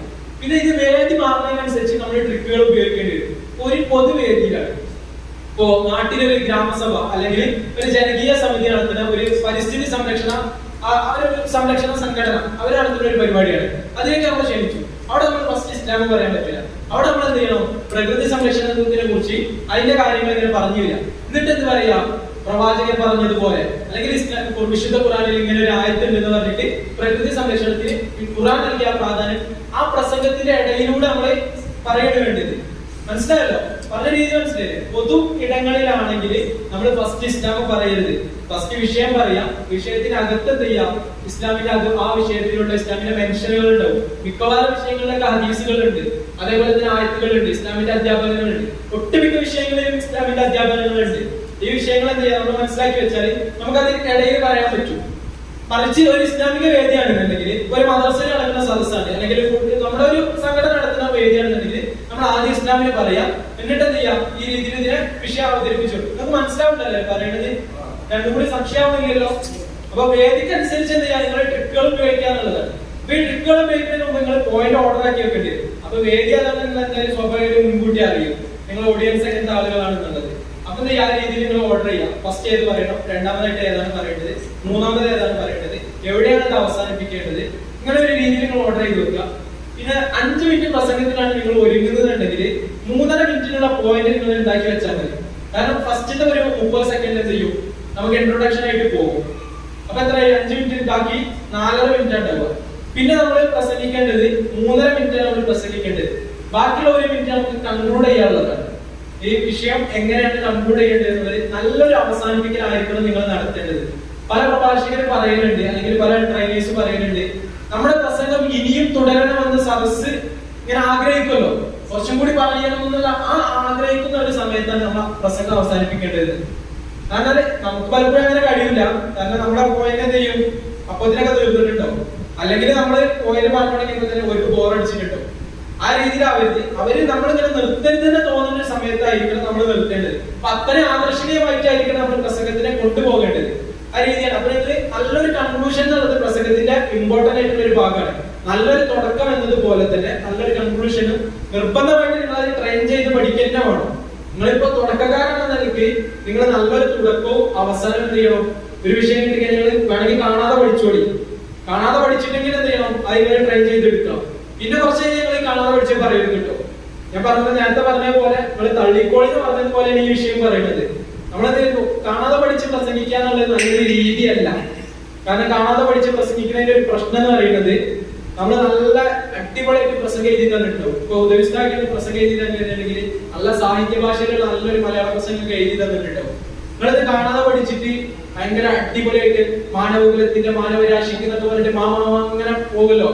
ഇതിട്ട് കാണാതെ പഠിച്ചിട്ടുണ്ടല്ലോ, എവിടെയെങ്കിലും ഒക്കെ സ്റ്റോപ്പായി, അല്ലെങ്കിൽ സദസ്സിന് എന്തെങ്കിലും ഒരു ഒച്ചപ്പാടായിട്ട് കേട്ട് നമ്മളെ പഠിച്ച സാധനം മറന്നു കഴിഞ്ഞാല് പിന്നെ കുറച്ച് പിടിച്ചു നിൽക്കാൻ വേണ്ടിട്ട് നമ്മൾ പറയുന്ന കുറച്ച് സാധനങ്ങളുണ്ട് അല്ലെ. ഒരു 5 മിനിറ്റിന്റെ പ്രസംഗം മത്സരം ഇപ്പൊ ഫെസ്റ്റ് അടക്കിയത് നിങ്ങൾ പ്രസംഗം കാണാതെ പഠിച്ചു. 5 മിനിറ്റ് പ്രസംഗം നല്ല ഉഷാറായിട്ട് നിങ്ങൾ കാണാതെ പഠിച്ചിട്ടുണ്ട്, നല്ല സാഹിത്യം ഉൾപ്പെടുത്തിയിട്ട് ആ രീതിയിൽ നിങ്ങൾ പഠിച്ച് 2.5 മിനിറ്റ് കഴിഞ്ഞപ്പോൾ നിങ്ങൾക്ക് പിന്നെ അത് കിട്ടണില്ല. നിങ്ങൾ പഠിച്ച സാധനം ഓർമ്മ വന്നില്ല, അല്ലെങ്കിൽ എന്തെങ്കിലുമൊക്കെ ഒച്ചപ്പാട് കേട്ടാൽ പഠിച്ച സാധനം പെട്ടെന്ന് സ്റ്റെക്ക് ആവും. പിന്നെ നമുക്കൊരു 2.5 മിനിറ്റ് ഉണ്ട്. ഈ 2.5 മിനിറ്റ് എന്ത് ചെയ്യുന്നു, ജഡ്ജസും ഓഡിയൻസും നോക്കുക. അവിടെയാണ് നമ്മൾ പാടുക. കാണാതെ പഠിച്ചു പോയാൽ എന്തായിരിക്കും, അതുവരെ സാഹിത്യം പറഞ്ഞാൽ പിന്നെ തനി നാടൻ ഭാഷയിലായിരിക്കും പ്രസംഗിക്കുക.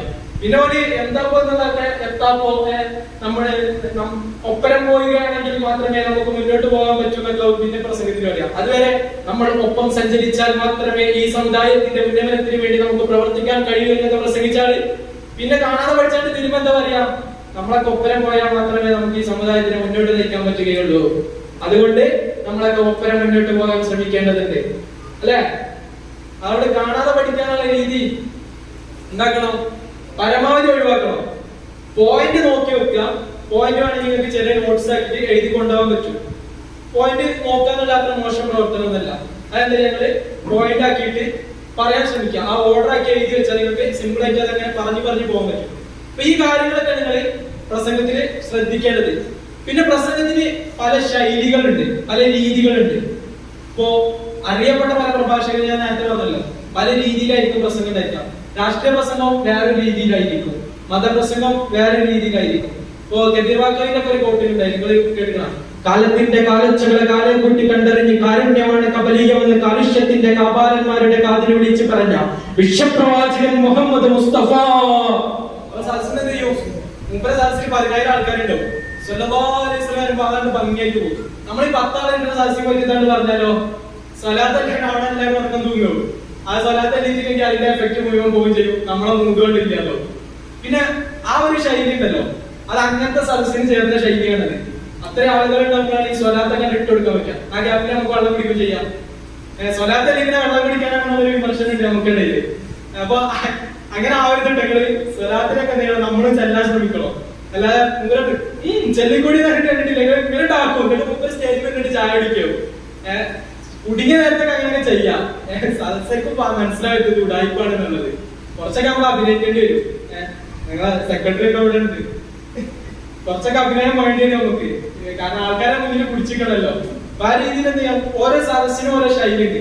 ഇപ്പൊ സിൻസാറാക്കുന്നതിന്റെ പ്രസംഗം ഉണ്ടല്ലോ, ഈ ശൈലി വലിയ ഒച്ചപ്പാടൊന്നും ഉണ്ടാവില്ല. മുമ്പേ പ്രസംഗം ഉണ്ടല്ലോ, യൂട്യൂബിനെ കുറിച്ചുള്ള ഒരു പ്രസംഗം കേട്ടിരിക്കുന്നത് ഞങ്ങള്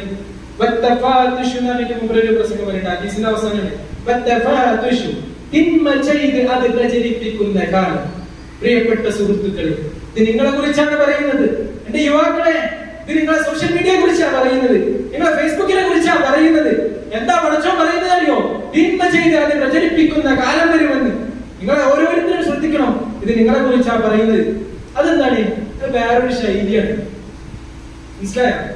മൂപ്പരവിടെ അഭിമുഖീകരിക്കുന്നത് അബുദാബി ഇസ്ലാമിക് സെന്ററിൽ നടന്ന പ്രസംഗമാണത്. അവിടെ കുറച്ച് ക്ലോസ്ഡ് ആയിട്ടുള്ള ഓഡിയൻസ് ആണ് ഉള്ളത്. അപ്പൊ അവിടെ ഓരോരുത്തരും മനസ്സിലേക്ക് ഇങ്ങനെ എന്ത് ചെയ്യും, തറച്ചു കയറും. അതാണ് ആ രീതിയിൽ വിഷയം അവതരിപ്പിക്കാന്നുള്ളത്. പിന്നെ സമാധാനത്തിന്റെ പ്രസംഗം കേൾക്കലില്ലേ, എനിക്ക് അനുകരിക്കാൻ കഴിയില്ല. ഇവിടെ മോദുക്കൊക്കെ ഉണ്ടാവും. സമാധാനത്തിന്റെ ലെവലിൽ നമുക്ക് എത്താൻ പറ്റില്ല. വേറെ രീതിയാണ്. അങ്ങനെ ഓരോരുത്തർക്കും ഓരോ ശൈലി ഉണ്ട്. കേരളത്തിലെ ഏറ്റവും വലിയ പ്രഭാഷകൻ ആരാ നിങ്ങൾക്കറിയോ? കേരളം ഇന്നേ വരെ കണ്ടതിൽ വെച്ച് കേരള ചരിത്രത്തിലെ ഏറ്റവും വലിയ പ്രഭാഷകൻ എന്ന് പൊതുസമൂഹം വിശേഷിപ്പിച്ച ഒരാളുടെ ആരാ? മുസ്ലിം അല്ല,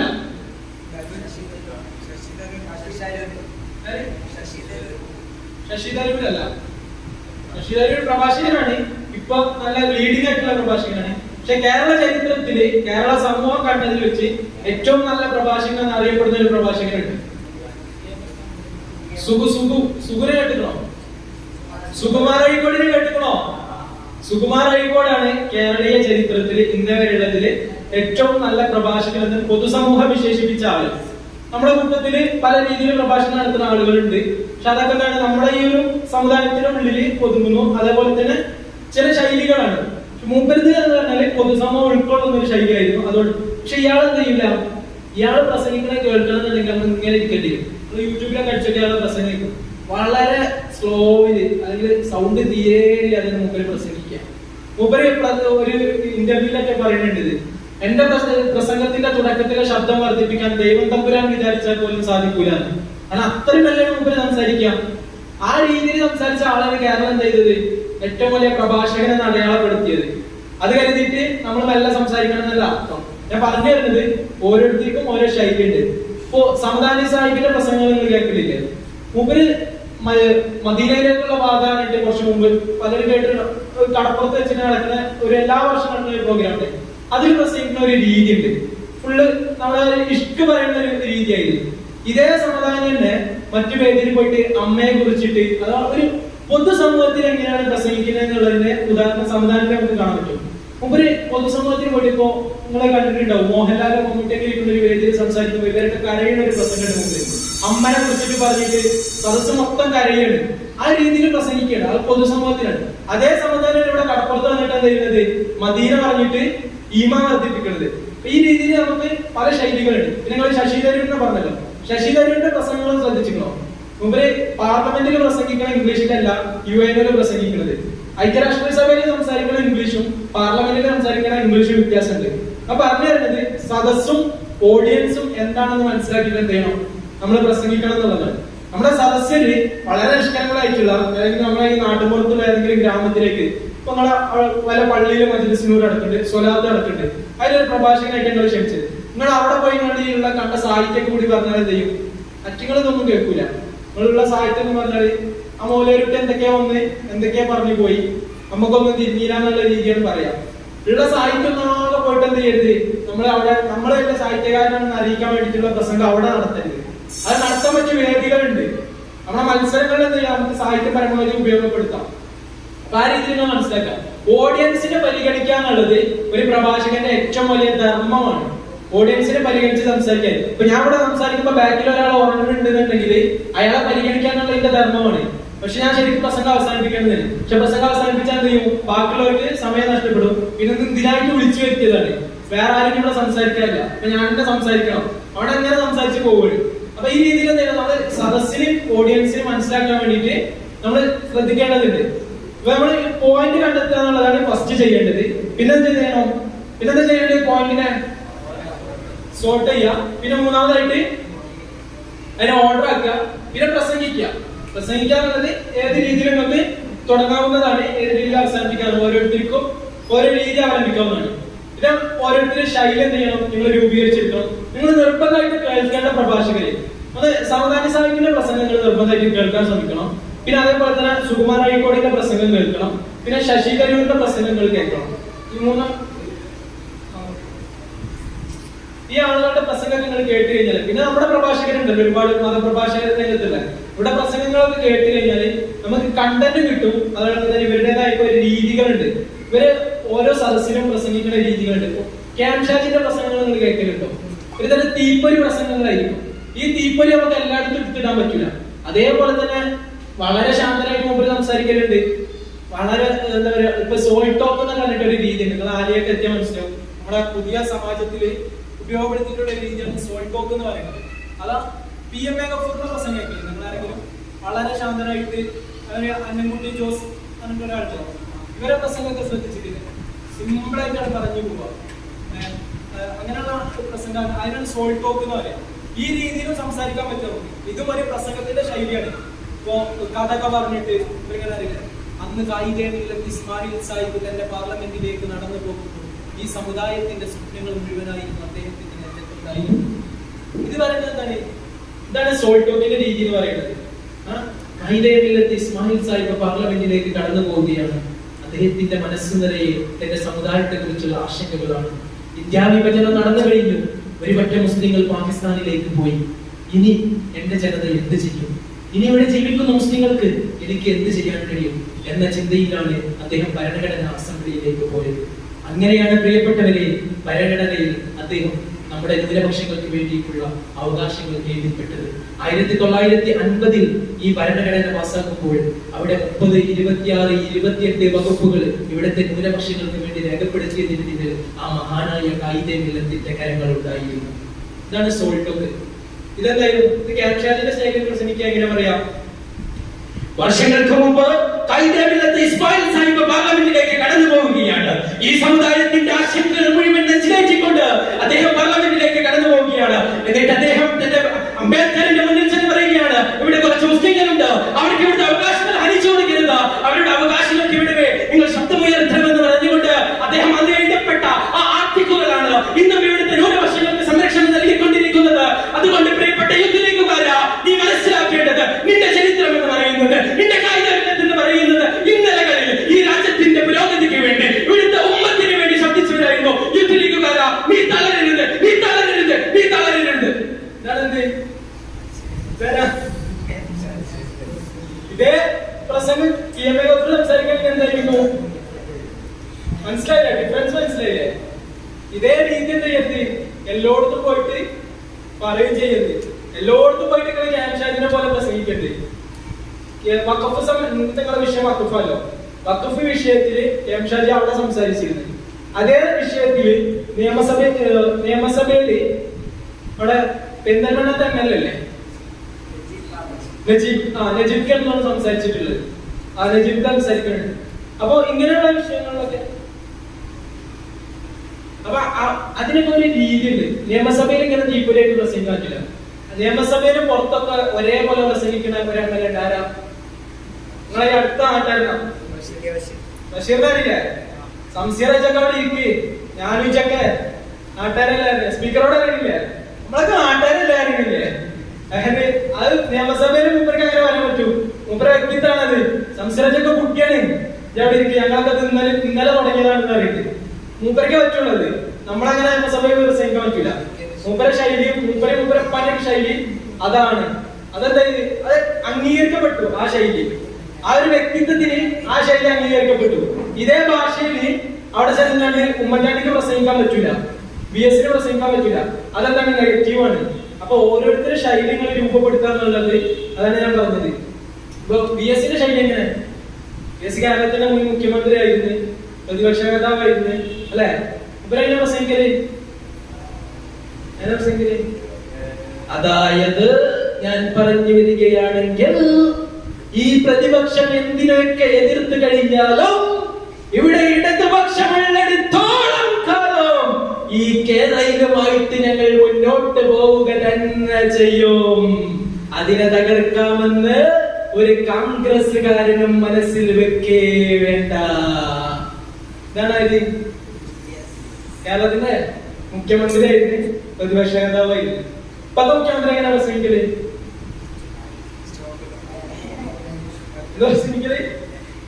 ചെത്തുകാരന്റെ മകൻ എന്ന നിലക്ക് എനിക്കെതിരെ വിരൽ ചൂണ്ടുന്നവരോട് എനിക്ക് പറയാനുള്ളത്, കടക്കുമുഖത്ത് എന്റെ നേരക്ക് വിരൽ ചൂണ്ടാൻ നിങ്ങൾ ആരുമായിട്ടില്ല. ഇവിടുത്തെ എന്താണ്, ഏത് കോളേജാ? എന്റെ ഫ്ലോ പോയി. ബ്രഹ്മൻ കോളേജിലെ വാളുകൾക്കിടയിലൂടെ നടന്നു വന്നവരാണ് ഞാൻ. ചെത്തുകാരന്റെ മകൻ എന്ന് പറഞ്ഞ് എന്നെ പരിഹസിക്കാനാണ് നിങ്ങളുടെ വ്യാമോഹമെങ്കിൽ അതൊന്നും നടപ്പിലാവുകയില്ല. എന്നിട്ട് ഭയങ്കര തീവ്രമായിരിക്കും അല്ലെ? അതേപോലെ തന്നെ ഇപ്പോഴത്തെ പ്രതിപക്ഷ നേതാവ്, ഇപ്പോഴത്തെ പ്രതിപക്ഷ നേതാവ് ആരാണ്? സതീശനെ പ്രസംഗം കേട്ടിട്ടില്ലേ? ഭയങ്കര സ്ട്രോങ്ങിലാണ് പ്രസംഗിക്കുക. അപ്പൊ ഇങ്ങനെയുള്ള പല ശൈലികളുണ്ട്. ഞാൻ ഇങ്ങനെ കുറെ ശൈലികൾ പറഞ്ഞാൽ എന്തിനറിയോ? ഒന്നാമത് നിങ്ങൾ ഉറക്കാതിരിക്കാൻ വേണ്ടിയിട്ടാണ്. പിന്നെ ഇങ്ങനെയൊക്കെ ശൈലി ഉണ്ടെങ്കിലും ഇവരൊക്കെ എന്തൊക്കെയോ ഒരു തരത്തിൽ അറിയപ്പെട്ട ആളുകളാണല്ലോ. മതപ്രഭാഷകരെ പറയാത്തത് എല്ലാരും നിങ്ങൾക്ക് അറിയാം. പിന്നെ അവരെ അനുകരിക്കുന്നതിൽ നമുക്ക് ചില പ്രശ്നങ്ങളുണ്ട്, അതപ്പ് വരും. രാഷ്ട്രീയക്കാരാകുമ്പോ പിന്നെ നമുക്ക് ഇങ്ങനെ സിമ്പിൾ ആയിട്ട് പറഞ്ഞു പോകല്ലോ. അപ്പൊ അതുകൊണ്ടാണ് അങ്ങനെ പറയുന്നത്. അപ്പോ ഇവരൊക്കെ ഏതൊക്കെ രീതിയിൽ സമൂഹം അംഗീകരിച്ച ആളുകളാണ്. രാഷ്ട്രീയപരമായിട്ട് അല്ലെങ്കിൽ മന്ത്രി സ്ഥാനപരമായിട്ടൊക്കെ അംഗീകരിക്കപ്പെട്ട വിഭാഗം ആളുകളുടെ പ്രസംഗത്തിന്റെ വിവിധ ശൈലികളാണിത്. അപ്പൊ നിങ്ങൾ മനസ്സിലാക്കേണ്ടത്, പ്രസംഗത്തിന് ഇന്നതാണ് പ്രസംഗത്തിന്റെ ശൈലി എന്ന് പറയുന്ന ഒരു ശൈലി ഇല്ല. നമ്മൾ എങ്ങനെയാണോ പ്രസംഗിക്കുന്നത് അതാണ് ശൈലി. ആ ശൈലി പരമാവധി മെച്ചപ്പെടുത്തുക എന്നുള്ളതാണ് നമ്മുടെ ദൗത്യം എന്ന് പറയുന്നത്. അത് പറയാൻ വേണ്ടിയിട്ടാണ് എത്ര ഉദാഹരണങ്ങൾ പറഞ്ഞത്. നമുക്ക് ഓരോരുത്തർക്കും ഓരോ ശൈലി ഉണ്ടായിരിക്കണം. ആ ശൈലിയെ നമ്മൾ പരമാവധി എഫക്റ്റീവായിട്ട് ആളുകളിലേക്ക് കൈമാറാൻ പറ്റണം. നമ്മൾ പറയുന്ന വിഷയം ആളുകൾക്ക് ഉൾക്കൊള്ളാൻ പറ്റണം. ഇപ്പൊ അബ്ദുസമദ് പൂക്കോട്ടൂർ സാഹിബിനായിരിക്കും നിങ്ങൾക്ക് കേരളത്തിന്റെ എവിടെ സംസ്ഥാനമാണെങ്കിലും മൂപ്പരായിരിക്കും പ്രസംഗം. അടുത്ത ഞാൻ പറഞ്ഞറിയാം, നിങ്ങളൊക്കെ വളർന്നു വരുന്നത് നമുക്ക് ഒരുപാട് വിദ്യാർത്ഥികളുണ്ട്. ഇപ്പൊ ഞാനും നിങ്ങളൊക്കെ സംസ്ഥാന കീഴിൽ പഠിക്കുന്നത്, ആയിരക്കണക്കിന് സ്ഥാപനങ്ങളുണ്ട്. ഇവിടെ നിന്നൊക്കെ ഒരുപാട് ആളുകൾ പഠിക്കുന്നുണ്ട്, പുറത്തിറങ്ങുന്നുണ്ട്. ഇപ്പോൾ നമ്മള് കാസർഗോഡ് സമ്മേളനം വെച്ചാലും സമ്മേളനത്തിൽ മുഖ്യപ്രഭാഷകനായിരിക്കും പൂക്കോട്ടൂര്. തിരുവനന്തപുരത്ത് സമ്മേളനം വെച്ചാലും പൂക്കോട്ടൂര്. ജാമ്യയുടെ സമ്മേളനം ഉണ്ടെങ്കിലും പൂക്കോട്ടൂര്. പൂക്കോട്ടൂരിന്റെ പ്രസംഗം കഴിഞ്ഞാൽ പിന്നെ എന്ത് ചെയ്യും? പോയ ബസ്സൊക്കെ തിരിക്കാൻ തുടങ്ങും അല്ലെ? മൂപ്പര പ്രസംഗം കഴിഞ്ഞാൽ പിന്നെ നിങ്ങളൊക്കെ തിരിച്ചു വരൂലേ? പിന്നെ അവിടെ ചിലപ്പോ മുഷാവറങ്ങളൊക്കെ പ്രസംഗിക്കാണ്ടായിരിക്കും, അല്ലെങ്കിൽ വലിയ വലിയ ആളുകൾ പ്രസംഗിക്കാണ്ടായിരിക്കും. പക്ഷെ മൂപ്പര പ്രസംഗം കഴിഞ്ഞാൽ പിന്നെ എല്ലാം ഇങ്ങനെ പിൻവലിയ ആൾക്കാര്. ഇതെന്താണ്? അതൊരു നേട്ടാണ്. ആർക്ക്? അബ്ദുസമദ് പൂക്കോട്ടൂർ എന്ന നിലക്ക് അല്ലെങ്കിൽ നമ്മുടെ സംസ്ഥയ്ക്ക് അതൊരു അഭിമാനമാണ്. മൂപ്പർക്ക് അതൊരു അവസരമാണ്. പക്ഷെ വേറൊരു രീതിയിൽ ചിന്തിക്കുകയാണെങ്കിൽ അത് നമുക്കൊരു പരാജയമാണ്. ഇത്ര ആളുകൾ ഉണ്ടായിട്ട്, ഇത്ര സോഴ്സുകൾ ഉണ്ടായിട്ട് എന്തുകൊണ്ട് ഈ ഒരു വ്യക്തി മാത്രം എല്ലായിടത്തും പ്രസംഗിക്കേണ്ടി വരുന്നു? ചാനൽ ചർച്ചയ്ക്ക് നമ്മുടെ ഭാഗത്ത് നിന്ന് പോകാൻ ആരാണുള്ളത്? നിങ്ങൾ കണ്ടിട്ടുണ്ടോ? നമ്മുടെ ഭാഗത്ത് നിന്ന് ഇപ്പൊ എന്തെങ്കിലും ഒരു മുസ്ലിം വിഷയം വരികയാണെങ്കിൽ നമ്മൾ വരെ എന്ത് ചെയ്യണം? സുന്നികളൊക്കെ മാറ്റി നിർത്തപ്പെടുന്നു. സുന്നികൾക്കൊന്നും ഒന്നും കിട്ടുന്നില്ല. കൂട്ടരെ സുന്നികളിൽ നിന്ന് ആ സുന്യും ഈ സുന്യും അല്ലെ, ആ കാണാനല്ലേ, ആ സുന്യും ഈ സുന്യും, ഈ രണ്ട് സുന്യും കൂടി കൂട്ടി നിർത്തിയാൽ കൂടി ചാനൽ ചർച്ചയിൽ പോയിട്ട് മനോഹരമായിട്ട് ആശയങ്ങൾ പറയാൻ പറ്റിയ ആരെങ്കിലും ഉണ്ടോ? അവിടെ പിടിച്ചു നിൽക്കാൻ പറ്റിയ ആളുകളുണ്ടോ? ഇത് വെറും ഇങ്ങനെ ആശയങ്ങൾ പറയല്ല. നിങ്ങൾക്കൊരു പ്രചോദനമാണ്. നിങ്ങൾക്കൊക്കെ അവിടെ അവസരങ്ങളുണ്ട്. നമ്മൾ സംസാരിക്കാൻ പഠിക്കണം, വിഷയങ്ങൾ മനസ്സിലാക്കാൻ പഠിക്കണം, കൗണ്ട് ചെയ്ത് സംസാരിക്കാൻ പഠിക്കണം. ഇപ്പൊ ഉദാഹരണം പറയുന്നത് നിങ്ങൾ ഏത് രീതിയിൽ ഉൾക്കൊള്ളാനില്ല. നജ്മ തബിഷീറ ഞങ്ങൾക്ക് അറിയില്ല, MSF-ന്റെ നേതാവായിരുന്നു. നജ്മ തബിഷീറയുടെ ചാനൽ ചർച്ചകൾ കേട്ടവർക്ക് ഒരുപാട് കാര്യങ്ങൾ മനസ്സിലാക്കാൻ പറ്റും. അതേപോലെ തന്നെ ഫാത്തിമ തഹിയ, ഇവരുടെയൊക്കെ ചാനൽ ചർച്ചകൾ നിങ്ങൾ മനസ്സിലാക്കണം. കാരണം വലിയ വലിയ പാനലിസ്റ്റുകളുടെ കൂടെയാണ് ഇവർ പലപ്പോഴും ചർച്ചകൾ വിളിക്കപ്പെട്ടത്. ഇവരിപ്പോ ഈ കുറച്ച് കാലമായിട്ടുള്ള ഇവരൊന്ന് ഈ ഒരു രീതിക്ക് മാറിയിട്ട് ചാനൽ ചർച്ചകൾക്ക് പോകാൻ തുടങ്ങിയിട്ട്. പക്ഷെ കൃത്യമായിട്ട് എങ്ങനെയാണോ വിഷയം അവതരിപ്പിക്കേണ്ടത് കൃത്യമായിട്ട് ഇവരിങ്ങനെ അവതരിപ്പിച്ചുകൊണ്ടേയിരിക്കുന്നത്. ഒരു രക്ഷ നമ്മുടെ ആണുങ്ങളെ ഭാഗത്തുനിന്നുള്ള നേതാക്കന്മാരുണ്ടല്ലോ, പൗരുഷമുള്ള ആണത്തുള്ളതൊക്കെ, അവർക്ക് പോലും ഇവരെ പോലെ ഒന്നും സംസാരിക്കാൻ പറ്റുന്നില്ല. നമ്മുടെ ലീഗിനെ പ്രതികരിച്ചായാലും സംസ്ഥാന പ്രതികരിച്ചാലും പോകുന്നവർക്ക് പോലും ഇവരെ പോലെ നമുക്ക് സംസാരിക്കാൻ പറ്റില്ല. ഇവരെ സംസാരം എന്താണ്? വലിയ വലിയ പാനലിസ്റ്റുകളൊക്കെ ഇങ്ങനെ കേട്ടിരിക്കുകയാണ്. കാരണം ഇവർ പറയുന്നതിൽ പോയിന്റ് ഉണ്ട്. ഇവർ കൃത്യമായിട്ടാണ് അത് അവതരിപ്പിക്കുന്നത്. അതിന്റെ രീതികൾ പറഞ്ഞിട്ട് അപ്പൊ നിങ്ങൾക്ക് അത് കേൾക്കാവുന്നതാണ്. നിങ്ങൾക്ക് അത് പഠിക്കാൻ വേണ്ടിയിട്ട് ഫാത്തിമ തഹീലിന്റെ, നജ്മ തബിഷീറിന്റെ ഒക്കെ ചാനൽ ചർച്ചകളൊക്കെ കേൾക്കാവുന്നതാണ്. അതേപോലെ തന്നെ ഞാൻ നേരത്തെ പറഞ്ഞ പ്രഭാഷകരുടെ പ്രസംഗങ്ങൾ കേൾക്കണം. അതേപോലെ തന്നെ നമ്മുടെ മതരംഗത്തുള്ള എല്ലാ പ്രഭാഷകരെയും ഒന്ന് മനസ്സിലാക്കുക. അതിന്റെ രീതി ഒന്ന് മനസ്സിലാക്കി വെച്ചാല് പിന്നെ നമുക്ക് നമ്മുടേതായ രീതി രൂപപ്പെടുത്താൻ പറ്റും. അതേപോലെ തന്നെ നമ്മൾ പ്രസംഗിക്കുന്നതിന്റെ അടുത്ത് സംഭവിക്കുന്നതാണ് ചിലപ്പോൾ എന്ത് ചെയ്യും, എന്തെങ്കിലും ഒരു സൗണ്ട് ഉണ്ടോ അല്ലെങ്കിൽ ആരെങ്കിലും കയറി വരും. ഇപ്പൊ നമ്മൾ സംസാരിച്ചുകൊണ്ടിരിക്കുമ്പോൾ നമ്മുടെ സെക്രട്ടറി കയറി വന്നു. അതേപോലെ തന്നെ പല ആളുകൾ ചിലപ്പോൾ പ്രമുഖരായിട്ടുള്ള നമ്മളിങ്ങനെ സ്വാഗതം പറഞ്ഞുകൊണ്ടിരിക്കുമ്പോൾ ചിലപ്പോൾ പാണക്കാട് തങ്ങൾ കയറി വരിക. ഈ സമയത്ത് നമ്മൾ എന്താ ചെയ്യേണ്ടത്? സ്വാഗതം തുടരാന്നുള്ളത് എന്താണ്? വളരെ മോശമാണ്. അല്ലെങ്കിൽ നമ്മൾ വിഷയാവതരണം നടത്തിക്കൊണ്ടിരിക്കുന്ന സമയത്ത് പാണക്കാട് തങ്ങള് അല്ലെങ്കിൽ ഈ സദസ്സ് അംഗീകരിക്കുന്ന ഈ സദസ്സ് ആദരിക്കുന്ന ഒരു വ്യക്തി സദസ്സിലേക്ക് കടന്നു വരുമ്പോ നമ്മൾ അവിടെ എന്ത് ചെയ്യരുത്? ഘോരഘോരമായിട്ട് പ്രസംഗിക്കരുത്. നമ്മളവിടെ നിർത്തണം. ഒന്നെങ്കിൽ നിങ്ങൾ കണ്ടിട്ടില്ലേ നമ്മളെ സമ്മേളനങ്ങൾക്കൊക്കെ, നിങ്ങളെ സമ്മേളനത്തിനൊക്കെ പോക്കില്ലേ, നേതാക്കന്മാർ എന്താ പറയുക, പ്രസംഗിക്കുന്നുണ്ട് ആരെന്ത് പറയും, നമ്മുടെ അഭിമന്യരായ തങ്ങൾ അവർ സദസ്സിലേക്ക് കടന്നു വരുന്നുണ്ട്, അദ്ദേഹത്തിന് അള്ളാഹു ആഫിയത്തുള്ള നിർദ്ദേശിച്ചു കൊടുക്കട്ടെ, നമ്മൾ എന്ത് ചെയ്യണം, അദ്ദേഹത്തെ ഈ സംഘാടക സമിതിക്ക് വേണ്ടി വേദിയിലേക്ക് സ്വാഗതം ചെയ്യുകയാണ്. അതെന്താണ്? അത് മൂപ്പര് വെല്ലാടാൻ വേണ്ടിട്ട് പറയില്ല, അതാണ് അവിടുത്തെ രീതി. പക്ഷേ നമ്മൾ കാണാതെ പ്രസംഗിക്കരുത്. തങ്ങൾക്ക് വന്ന് തങ്ങളെ സ്വാഗതം ചെയ്ത് ഇതിപ്പോ എവിടെ നിർത്തിയത് അല്ലെ? ഇനിയിപ്പോ ഇത് തുടങ്ങണല്ലോ, നിർത്തിയത് എവിടെയെന്ന് അറിഞ്ഞിട്ടില്ലാണെങ്കിൽ തങ്ങൾ വന്ന് വേദിയിൽ എന്തായാലും നമ്മളെ പീഠത്തിന്റെ വീട്ടിൽ ഇങ്ങനെ പറഞ്ഞ് ഇങ്ങനെ ആലോചിക്കുന്നുണ്ടോ? പീഠത്തിന് വേറൊരു പേരുണ്ട്, നമുക്ക് വിറതാങ്ങി അല്ലെ? അതിന്റെയാണ് ശരിക്കാ സാധനം തന്നെയാണ്. പീഠത്തിൽ വന്ന് പ്രസംഗിക്കുമ്പോൾ നിങ്ങൾക്ക് അറിയാലോ, മുട്ട് വറക്കും, കൈ വറക്കും, ഒക്കെ വരച്ചിട്ടാണ് നമ്മൾ സംസാരിക്കാൻ പഠിച്ചിരുന്നത്. എല്ലാരും അങ്ങനെ തന്നെ. ഇപ്പോഴും പലപ്പോഴും ഞാൻ സംസാരിക്കുമ്പോൾ കൈ വറക്കലുണ്ട്. അതെന്താണ്? നമ്മളൊരു രീതിയാണത്. അപ്പൊ ആ രീതിയിലൊക്കെ നമുക്ക് വിറതാങ്ങിയായിട്ടുള്ള പീഠാണത്. നമ്മൾ ആദ്യ ഘട്ടം എന്താ ചെയ്യാറുള്ളത്? പീഠത്തിന് മുന്നിൽ തന്നെ സംസാരിച്ച് പഠിക്കാം. പിന്നെ പീഠം ഇല്ലാതാവും, മൈക്ക് മാത്രമാവും. മൈക്കാവുമ്പോ എന്ത് ചെയ്യും? മൈക്ക് മാത്രമാകുമ്പോൾ നമുക്കൊരു പ്രശ്നം വരും അല്ലെ? നമുക്ക് ഏറ്റവും കൂടുതൽ ഉപകാരമുള്ള അവയവമാണ് എന്ത്? ഇത് അല്ല, രണ്ട് കൈ. പീഡണെങ്കിൽ നല്ല സുഖം, ഇങ്ങനെ വെച്ചു കൊടുത്താൽ മതി. പീഡന ഒഴിവാക്കി മൈക്കിന്റെ സ്റ്റാൻഡ് ഇങ്ങനെ മുന്നിൽ വെച്ച് മൈക്ക് ഇങ്ങനെ വെച്ച് വെട്ടില്ലേ, ഈ രണ്ട് കൈ എന്താ കാട്ടുക? എന്താ കാട്ടുക? ചിലരെന്ത് ചെയ്യും? ഇങ്ങനെ നിൽക്കും. പ്രിയപ്പെട്ട സദസ്യരെ അല്ലെ, ചിലരിങ്ങനെ നിൽക്കുക. ഒരു ഭാഗത്തിട്ട് ചെരിഞ്ഞിട്ടുണ്ടാവും, കൈ കെട്ടിയിട്ടുണ്ടാവും. പിന്നെ ചിലർ പിന്നെ എങ്ങനെ ഇത് ഒഫീഷ്യൽ രീതിയാണ്. ഇങ്ങനെ നിൽക്കാന്നുള്ളത് വീടല്ലാതെങ്കിൽ നമ്മൾ പ്രസംഗം തുടങ്ങുമ്പോൾ സ്റ്റഡിക്ക് നിൽക്കുക, കൈ ഇങ്ങനെ വെക്കുക എന്നുള്ളത് അംഗീകരിക്കപ്പെട്ട രീതിയാണ്. ഇന്റർനാഷണൽ സ്റ്റാൻഡേർഡ് ആണിത്. ഇങ്ങനെ നിൽക്കുക എന്നുള്ളതും ഇങ്ങനെ നിന്ന് സംസാരിക്കാറുണ്ട്. അതായത് ഇടത്ത് കൈ താഴ്ത്ത് വലത്ത് കൈയായിട്ട് മേലെ വെച്ചിട്ട് നമ്മൾ സദസ്സിനെ അഭിമുഖീകരിക്കുമ്പോൾ ഇങ്ങനെ സ്റ്റാർട്ടിങ്ങിൽ മാത്രം. പിന്നെ നമ്മൾ ആക്ഷൻ പോകുമ്പോൾ ഇവിടെ നിന്നായിരിക്കണം പോകേണ്ടത്. അത് കഴിഞ്ഞാൽ തിരിച്ചിങ്ങോട്ട് വരിക. അതേപോലെ തന്നെ ഇത് പോകുമ്പോൾ വന്നാൽ ഈ കൈ ഇവിടെ ഉണ്ടാവണം. ഇത് പീഡല്ലാതെ ഇതിന്റെ ഒരു രീതിയാണ്. ആ രീതി നിങ്ങൾ നോക്കി വെക്കണോ. പിന്നെ ആക്ഷന്റെ കാര്യം പറഞ്ഞപ്പോഴാണ് മൈക്കില്ലാതെ കേൾക്കുന്നില്ല, അല്ലാതെ ഒച്ചപ്പാട് കണ്ടത്. അപ്പോ നമുക്ക് ആക്ഷന്റെ കാര്യം സ്വാഭാവികമായിട്ടുള്ള ആക്ഷൻ വേണം. നിങ്ങൾ പഠിച്ച ആക്ഷൻ ഉണ്ടാക്കരുത്. പഠിച്ച ആക്ഷൻ ഉണ്ടാക്കിയാൽ എന്താ അറിയോ? ചിലപ്പോ അങ്ങോട്ട് നോക്കൂ എന്ന് പറഞ്ഞിട്ട് കൈ പോകണം ഇങ്ങോട്ടോ അല്ലെ, അങ്ങോട്ട് നോക്കൂ ഇപ്പൊ ഓക്കെയാണ്. പക്ഷെ ഇപ്പൊ അവിടെ ഒരാളെ ചൂണ്ടിട്ടാണ് പറഞ്ഞിട്ടുണ്ടെങ്കിൽ ആക്ഷൻ കണ്ടാൽ പോവാ. അല്ലെങ്കിൽ ഈ ലോകത്തിന്റെ ഇവിടെ എങ്ങനെ കിട്ടും? ഈ ലോകം എന്ന് പറഞ്ഞാൽ ഓന്റെ വയറ്റിനകത്തുള്ള ലോക, ഓന്റെ ശരീരത്തിന്റെ അർത്ഥം. അപ്പൊ ആക്ഷനുകൾ പഠിച്ചു പോകരുത്. ആക്ഷൻ എന്തായിരുന്നു? സ്വാഭാവികമായിട്ട് വരണം. നമ്മൾ സംസാരിക്കുന്ന ആക്ഷൻ ആക്കില്ലേ? ഇന്ന് സംസാരിക്കുന്ന ആക്ഷൻ ആക്കില്ലേ? പ്രസംഗിക്കുമ്പോൾ എന്ത് ചെയ്യും? നമ്മൾ ശബ്ദത്തിലാണ് സംസാരിക്കുന്നത്. അപ്പൊ ആക്ഷൻ കുറച്ചും കൂടി പ്രകടമാവും. അത്രേ ഉള്ളൂ. അല്ലാതെ ആക്ഷൻ ഒന്നും ട്രെയിൻ ചെയ്ത് എടുക്കരുത്. അതിന്റെ സ്വാഭാവിക പ്രക്രിയ ആയിട്ട് വേണം നമ്മൾ ഇവിടെ ഇത് വരണ്ടേ. എവിടുത്തെ നമ്മൾ പോയത്? വീടല്ലാതെ. അപ്പൊ ഇങ്ങനെ നിൽക്കുകയാണെന്നുള്ളതാണ് സ്റ്റാൻഡേർഡ്. ചിലരെന്ത് ചെയ്യും? ബാക്കി കൈയ്യട്ടിക്കും, ചിലർ ഇങ്ങനെ നിൽക്കും, ചിലർ ഇവിടെ ഇങ്ങനെ കളിക്കണ്ടാവും. ഈ പട്ടണം ഇങ്ങനെ വീഴും അല്ലെ? നിങ്ങൾ ശ്രദ്ധിച്ചിക്കണോ? പ്രമുഖരായിട്ടുള്ള ചില പ്രസംഗകരൊക്കെ ശ്രദ്ധിച്ചാൽ മതി. സൗണ്ടും വിഷയമൊക്കെ ഉണ്ടാവും. നമ്മൾ ഇങ്ങനത്തെ കാര്യങ്ങളൊക്കെ ഭയങ്കര മൈന്യൂട്ടായിട്ട് ശ്രദ്ധിക്കും. നമ്മൾ ഈ ഒരു ഇതിങ്ങനെ പഠിച്ചോണ്ടിരിക്കല്ലോ. അപ്പൊ ഇതിങ്ങനെ ഇട്ട് കറക്കുന്നുണ്ടാവും ഈ പട്ടം കറക്കിട്ട് പൊട്ടുക ഞാൻ നേരിട്ട് കണ്ടിട്ടുണ്ട്. ഒരു പ്രമുഖ പ്രഭാഷകന് പ്രസംഗിക്കുമ്പോ ഇതിങ്ങനെ തിരിച്ചിട്ട് ഈ പട്ട പൊട്ടി വീട് പിന്നെ കാറ്റുക. അതെ, ഇതൊന്നും ഇങ്ങനെ പിടിച്ചു നിൽക്കുക. അതായത് ചിലവർ പടം ഇങ്ങനെ കൈയ്യട്ടിട്ടുണ്ട്. ഈ നൃത്തം ഇങ്ങനെ നിൽക്കും. അപ്പൊ അങ്ങനെ ആലോചിക്കാൻ പറ്റും. ഇതാണ് സ്റ്റാൻഡേർഡ്. ഈ രീതിയിൽ നിൽക്കുക, സംസാരിക്കുക എന്നുള്ളത് തന്നെയാണ് അതിന്റെ ഒരു രീതി. ഇത്രയും കാര്യങ്ങളൊക്കെ നമ്മൾ ബേസിക് ആയിട്ട് മനസ്സിലാക്കി വെക്കണ്ടേ. നിങ്ങൾക്കൊക്കെ പ്രഭാഷകരാവാൻ താല്പര്യമുള്ളതല്ല എല്ലാവരും അല്ലെ? ആരാ പ്രഭാഷകരാവാൻ താല്പര്യം അറിയുന്നുണ്ടോ? അല്ല, കുഴപ്പമില്ല. എല്ലാവരും പ്രഭാഷകരായാലും നിങ്ങൾക്ക് 20 ആൾക്ക് മുന്നിൽ വേദിയൊക്കെ ഇവിടെ ഉണ്ടാവുക. നിങ്ങൾ ഇവിടുന്ന് 45 ആള്. അതേപോലെ തന്നെ മൊത്തം വാഫിക്കുകൾ ഇപ്പൊ 4900 ആളുകളുണ്ട്. ഈ 4900 ആളുകൾ കൂടി വാഫിന് മാത്രമായിട്ട് പ്രസംഗിക്കാൻ പോയാൽ ആകെ മജ്‌ലിസുകൾ കേരളത്തിൽ നടക്കുന്ന എത്ര സദസ്സിനാണ്?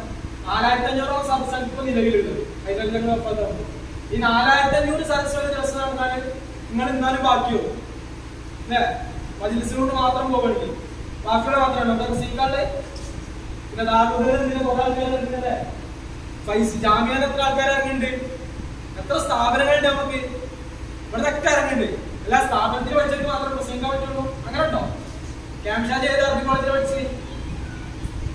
സുകുമാരായിക്കോട് അതിന്റെ എത്തിക്കാനെ പഠിച്ചിരുന്നോ? അപ്പോ പ്രസംഗകർ ഒരുപാടുണ്ട്. കോൺഗ്രസിന് ഓരോ ഗ്രൂപ്പിലും പ്രഭാഷകരുണ്ടാവും, ഓരോ ഗ്രൂപ്പിലും പ്രാദേശിക നേതാക്കന്മാരുണ്ടാവും, ലീഗിന് അതേപോലെ ഉണ്ടാവും, CPM ഉണ്ടാവും, കോൺഗ്രസിനുണ്ടാവും. എല്ലാ സംഘടനകൾക്കും അവരുടേതായ സോഴ്സുകളുണ്ട്, പ്രഭാഷകരുണ്ട്. പിന്നെ നിങ്ങൾ എല്ലാവരും കൂടി പ്രഭാഷകരാവാന്നുള്ളത് ആവശ്യമില്ല, സമയത്തിന് ആവശ്യമില്ല. പക്ഷെ നമ്മൾ എന്ത് ചെയ്യേണ്ടി വരും? സംസാരിക്കേണ്ട ചില അവസരങ്ങൾ വരും.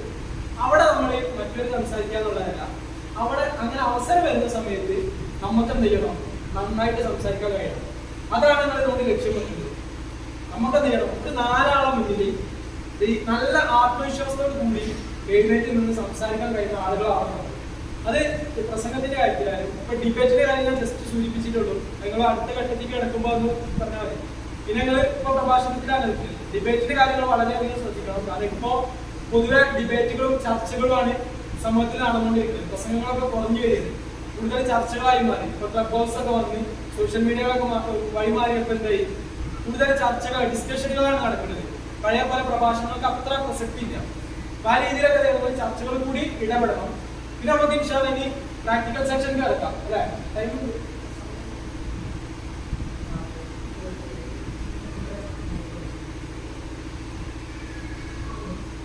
ഓക്കെ, നിങ്ങൾ പ്രഭാഷകരാവാൻ താല്പര്യമുള്ളവർ ഞാൻ നേരത്തെ പറഞ്ഞ ആളുകളുടെ പ്രസംഗം കേൾക്കണം. ആരൊക്കെ അവർ നിർബന്ധമായിട്ട് കേൾക്കണം. ബാക്കിയുള്ളവർക്ക് എന്ത് ചെയ്യണം? കേട്ട് നോക്കണം. ബാക്കിയുള്ളവർക്ക് ജസ്റ്റ് ഓർമ്മയിൽ വന്ന ആൾക്കാരെ മാത്രം പറഞ്ഞാണ്. അതേപോലെ തന്നെ ഡയറി നിങ്ങൾ പത്രം വായിക്കണം, നിർബന്ധമായിട്ട് നിങ്ങൾ വായിക്കണം. എന്നാലേ നമ്മൾക്ക് കണ്ടന്റ് ഉണ്ടാവുള്ളൂ. ഇതിങ്ങനെ അങ്ങോട്ട് കൊടുക്കണമെന്നുണ്ടെങ്കിൽ ഉള്ളിൽ എന്തെങ്കിലുമൊക്കെ വേണം. ഉള്ളിലൊന്നും ഇല്ലാന്നുണ്ടെങ്കിൽ നമ്മൾ വെറും വർത്താനായിട്ട് പോകും. ഉള്ളിൽ ഉണ്ടാക്കാൻ വേണ്ടിയിട്ട് ഏറ്റവും സിമ്പിൾ ആയിട്ടുള്ള മാർഗ്ഗമാണ് ഡെയിലി പത്രം വായിക്കാൻ എന്നുള്ളത്. പത്രം വായിക്കുമ്പോൾ നമുക്ക് ഇന്നലെ നടന്ന സംഭവങ്ങൾ അറിയും, ഇപ്പൊ നടക്കുന്ന വിഷയം എന്താണെന്ന് അറിയും. അതോടൊപ്പം നമുക്ക് കുറെ അക്ഷരങ്ങൾ കിട്ടും, കുറെ വാക്കുകൾ കിട്ടും, കുറെ പദസമ്പത്ത് കിട്ടും. ഇത് നമുക്ക് അങ്ങോട്ട് തിരിച്ചു നൽകാൻ പറ്റും. അതുപോലെ തന്നെ നല്ല പ്രയോഗങ്ങളൊക്കെ കാണുമെങ്കിൽ നിങ്ങൾ പഠിച്ചു വെക്കുക, നിങ്ങൾക്ക് എവിടെയെങ്കിലും ഉപയോഗിക്കാൻ പറ്റും. പിന്നെ മാഗസിനുകൾ, നിങ്ങൾ പെട്ടെന്ന് മാഗസിനുകൾ കോളേജിൽ വെക്കാനുള്ള സംവിധാനം ഉണ്ടാക്കണം. നിലവിൽ മാഗസിനൊന്നും വരുന്നില്ല, നിങ്ങൾ പെട്ടെന്ന് പരിഹരിക്കണം. നിർബന്ധമായിട്ട് നിങ്ങൾ കുറച്ച് മാഗസിനുകൾ വായിച്ചിരിക്കണം. കാരണം മാഗസിനുകളിൽ കവർ സ്റ്റോറികൾ ഉണ്ടാവും. ഇപ്പൊ വാരികകളാണെങ്കിൽ നമ്മുടെ സുനിയഫ്താർ സത്യനാരായണ അങ്ങനത്തെ വാരികകളാണെങ്കിൽ അതിന് മാത്രമേ ഒതുങ്ങരുത്. നമ്മൾ പറയണം നിങ്ങൾ എന്ത് ചെയ്യണം? മാതൃഭൂമി, അതേപോലെ തന്നെ മാധ്യമം, ചന്ദ്രിക ഇങ്ങനെയുള്ള ആഴ്ചപ്പതിപ്പുകളൊക്കെ വായിക്കണം. അപ്പൊ ഇതിലൊക്കെ വരുന്നത് ഒരുപാട് ലേഖനങ്ങളുണ്ട്. ഈ ആഴ്ച ഏറ്റവും കൂടുതൽ ചർച്ച ചെയ്യപ്പെട്ട വിഷയം എന്താണോ അതായിരിക്കും പിറ്റത്തെ ലക്കത്തിൽ വരിക. ഇപ്പൊ മതനിരാസം ഭയങ്കര ചർച്ച ചെയ്ത സമയത്ത് ഇറങ്ങിയ തെളിച്ചങ്ങൾ കണ്ടിരുന്നില്ലേ? തെളിച്ചത്തിന്റെ സ്പെഷ്യൽ പതിപ്പ് നിങ്ങളവിടെ വാങ്ങണം. ബന്ധപ്പെട്ട തെളിച്ചത്തിന്റെ പതിപ്പ് നിർബന്ധമായിട്ട് നിങ്ങൾ വായിക്കേണ്ട സാധനമാണ്. ആ തെളിച്ചത്തിന്റെ സ്പെഷ്യൽ പതിപ്പ് ഉണ്ടായിരുന്നു കമ്മ്യൂണിസ്റ്റുമായി ബന്ധപ്പെട്ട്. തൊട്ടടുത്ത ലക്കം സത്യനാരി അതേ വിഷയത്തിൽ ഇറങ്ങിയത്, സുനിയഫ്താർ അതേ വിഷയം. അപ്പോ സമൂഹത്തിൽ എന്താണ് ചർച്ച? ഇപ്പൊ ഹിജാബ് വിഷയം വന്നു. ഹിജാബിന്റെ വിഷയത്തിലാണ് ഈ ആഴ്ചയിൽ ഇറങ്ങിയ ഒരുവിധ പ്രസിദ്ധീകരണങ്ങളൊക്കെ ഉള്ളത്. സെക്യുലർ പ്രസിദ്ധീകരണങ്ങളാണെങ്കിലും അവരതിനെ എതിർത്തിട്ടുള്ള ലേഖനങ്ങളാണ് ഉള്ളത്. നമ്മുടെ ഭാഗത്തുനിന്നാണെങ്കിലും അതിനനുകൂലിച്ചിട്ടുള്ള ലേഖനങ്ങളുണ്ട്. അതേപോലെ തന്നെ വഖഫ് വരുമ്പോൾ അപ്പൊ ഇങ്ങനെ മാഗസിനുകൾ വായിക്കുമ്പോൾ നമുക്ക് കുറച്ചും കൂടി ആഴത്തില് പത്രത്തിന് നമ്മൾ സാധാരണ പറയല് പ്രൈമറി സോഴ്സ് ആയിട്ട്, ആ പ്രൈമറി പത്രത്തിന് സെക്കൻഡറി സോഴ്സ് ആയിട്ടാണ് പറയുന്നത്. സെക്കൻഡറി ആയിരിക്കും രണ്ടാമതായിട്ട് നമുക്ക് കിട്ടുന്നതാണ്. ഒരാൾ റിപ്പോർട്ട് ചെയ്ത് ആ വാർത്തയാണ് നമുക്ക് കിട്ടുന്നത്. മാഗസിൻ ആകുമ്പോൾ പ്രൈമറിയാണ്, ആ പഠിച്ച് എഴുതിയ വിഷയം നമുക്ക് കിട്ടുന്നത്. നമുക്കത് എന്ത് ചെയ്യാം? പെട്ടെന്ന് അവലംബിക്കാൻ പറ്റും. അത് കുറച്ചും കൂടി ആധികാരികമായി വാർത്തകളുടെ പ്രയോഗം സംഭവിക്കാം. വാർത്തകൾ ഇപ്പോ ഹൈദരാബാദ് വഫാത്തായില്ലേ, നമുക്ക് കബർ വിഷയമാക്കി കൊടുക്കട്ടെ. ഇതിന് കൂടെ നമ്മളെവരെയും സ്വർഗത്തിൽ ഒരുമിച്ച് തങ്ങൾ വഫാത്തായ പിറ്റേന്നത്തെ സുപ്രഭാത പത്രങ്ങൾ ശ്രദ്ധിച്ചില്ല. സുപ്രഭാത പത്രത്തിന്റെ ഫസ്റ്റ് പേജിൽ ആ മെയിൻ ഹെഡിങ്ങിന്റെ താഴെ ഖബറടക്കം ഇന്ന് രാവിലെ 9 മണിക്ക്. പത്രപ്പള വീട്ടിലെത്തുക, സാധാരണ പത്രപ്പള നമ്മുടെ കയ്യിലെത്തുക 6 മണി 5 മുപ്പത്. തങ്ങളെപ്പ ഖബറടിക്കത് 2 മണി ആവുന്ന സമയത്ത് തങ്ങളെ ഖബറടക്കിയിട്ടുണ്ട്. പത്രത്തിൽ വാർത്ത വരുന്നത് രാവിലെ 9 മണിക്ക്. അത് പത്രത്തിന്റെ പ്രശ്നമല്ല, കാരണം എല്ലാ പത്രവും 12 മണിയോട് കൂടിയിട്ട് എന്ത് ചെയ്യും? മെഷീനിക്ക് ഇടും. പ്രിന്റിംഗ് മെഷീനിക്ക് ഇട്ട് കഴിഞ്ഞാൽ പിന്നെ അത് തിരുത്താനൊന്നും പറ്റില്ല. 10,000 കോപ്പി അടിച്ച് കഴിഞ്ഞിട്ട് ആ കോപ്പിയൊക്കെ ഒഴിവാക്കിയിട്ട് പുതിയ കോപ്പി അടിക്കാൻ നടത്താൻ പോകുന്ന കാര്യമില്ല. അപ്പൊ അതെന്തെയാണ് വിതരണം ചെയ്യും. അതാണ് ജസ്റ്റ് ഒരു ഉദാഹരണമാണ്. പത്രത്തിലെ വാർത്തകൾ തെറ്റു വരാം, പിറ്റേന്നുണ്ടാവും തിരുത്ത്. ചില പത്രങ്ങളൊക്കെ കണ്ടിട്ടില്ല തിരുത്ത്. അതേപോലെ ചിലപ്പോ ഇപ്പത്തെ പത്രപ്രവർത്തനം എന്ന് പറഞ്ഞാലേ നിങ്ങൾ ഇവിടെ പരിപാടി നടത്തും. ഇതിന്റെ വാർത്തകൾ വാട്സപ്പിൽ ടൈപ്പ് ചെയ്ത് അയച്ചു കൊടുത്താല് സുപ്രഭാതത്തിലെ പ്രാദേശിക കോളത്തിൽ ഒഴിവുണ്ടെന്നുണ്ടെങ്കിൽ ആ എഡിറ്റർ എന്താ കാട്ടുകാരോ എഡിറ്ററൊന്നും ഇതൊന്നും വായിക്കൂല. ഇയാൾ നിങ്ങൾ അയച്ച മെസ്സേജ് ഞാനായിട്ട് കോപ്പി പേസ്റ്റ് ചെയ്യും. വേർഡ് ഉപയോഗിക്കുന്നവരില്ല, യൂണിക്കോഡ് തന്നെ കോപ്പി പേസ്റ്റ് ചെയ്യാൻ പറ്റും. വാട്സപ്പ് ടെക്സ്റ്റ് നേരെ വേർഡ് ആക്കാൻ പറ്റും, യൂണിക്കോഡ് വഴി കോപ്പി പേസ്റ്റ് ചെയ്യും. ഇത് നേരെ കോപ്പി പേസ്റ്റ് ചെയ്തിട്ട് നേരെ പത്രത്തിൽ ഒഴിവുള്ള മൂലൊക്കെ കൊണ്ട് എഴുതാണ്ട് വെക്കും. നമ്മൾ ചിലപ്പോൾ ഇവിടുന്ന് എഴുതി കൊടുത്തിട്ട് അബദ്ധങ്ങൾ ഉണ്ടാവും, ഗസ്റ്റിന്റെ പേര് മാറിയിട്ടുണ്ടാവും, അല്ലെങ്കിൽ അക്ഷര തെറ്റുകൾ ഉണ്ടാവും. ഇവര് വായിച്ചു നോക്കിയിട്ടും കൂടി ഉണ്ടാവില്ല, നേരെ എടുക്കും ആ ഒഴിവുള്ള സ്ഥലത്ത് കൊണ്ടുപോയിട്ട്. ഇപ്പോഴത്തെ പത്രപ്രവർത്തനം അങ്ങനെയാണ് നടത്തുന്നത്. അപ്പൊ ഇതേപോലെ തന്നെ വലിയ അബദ്ധങ്ങളുണ്ട്. മയ്യത്തുസ്കാരത്തിന്റെ ശുചിതയുടെ ഫോട്ടോ കൊടുത്ത പ്രമുഖ പത്രങ്ങൾ കേരളത്തിലുണ്ട്. മയ്യത്തുസ്കാരത്തിൽ നടക്കുന്നു എന്ന് പറഞ്ഞിട്ട് ശുചിതിലെല്ലാവരും നിൽക്കുന്ന ഫോട്ടോ ആണ് പത്രത്തിൽ വന്നത്. അപ്പൊ അങ്ങനെ അബദ്ധങ്ങളൊക്കെ എന്ത് ചെയ്യും പത്രത്തിൽ വരാം. പക്ഷെ മാഗസിനുകളിൽ തെറ്റ് വരുന്നത് എന്താണ് അപൂർവമാണ്. കാരണം പത്രം എന്ന് പറയുന്നത് ടെമ്പററി ആണ്. ഇപ്പൊ ഒരു അപകടം നടന്നാല് നാളെ വാർത്താക്കി വരണം. അതിന് വേണ്ടിട്ട് എല്ലാവർക്കും കളക്ട് എവിടുന്നൊക്കെ ആർക്കെ ഫോൺ വിളിച്ച് പറഞ്ഞിരിക്കണോ അതൊക്കെ ഉൾപ്പെടുത്തിയിട്ടാണ് ഇവര് വാർത്ത കൊടുക്കുക. പരമാവധി വിവരം ശേഖരിച്ചിട്ടാണ് വാർത്ത കൊടുക്കുക. അതിന്റെ ആധികാരികമൊന്നും വെച്ച് പരിശോധിക്കാൻ നേരം ഉണ്ടാവില്ല. അതേപോലെ സായാഹ്ന പത്രം പറയും വേണ്ട.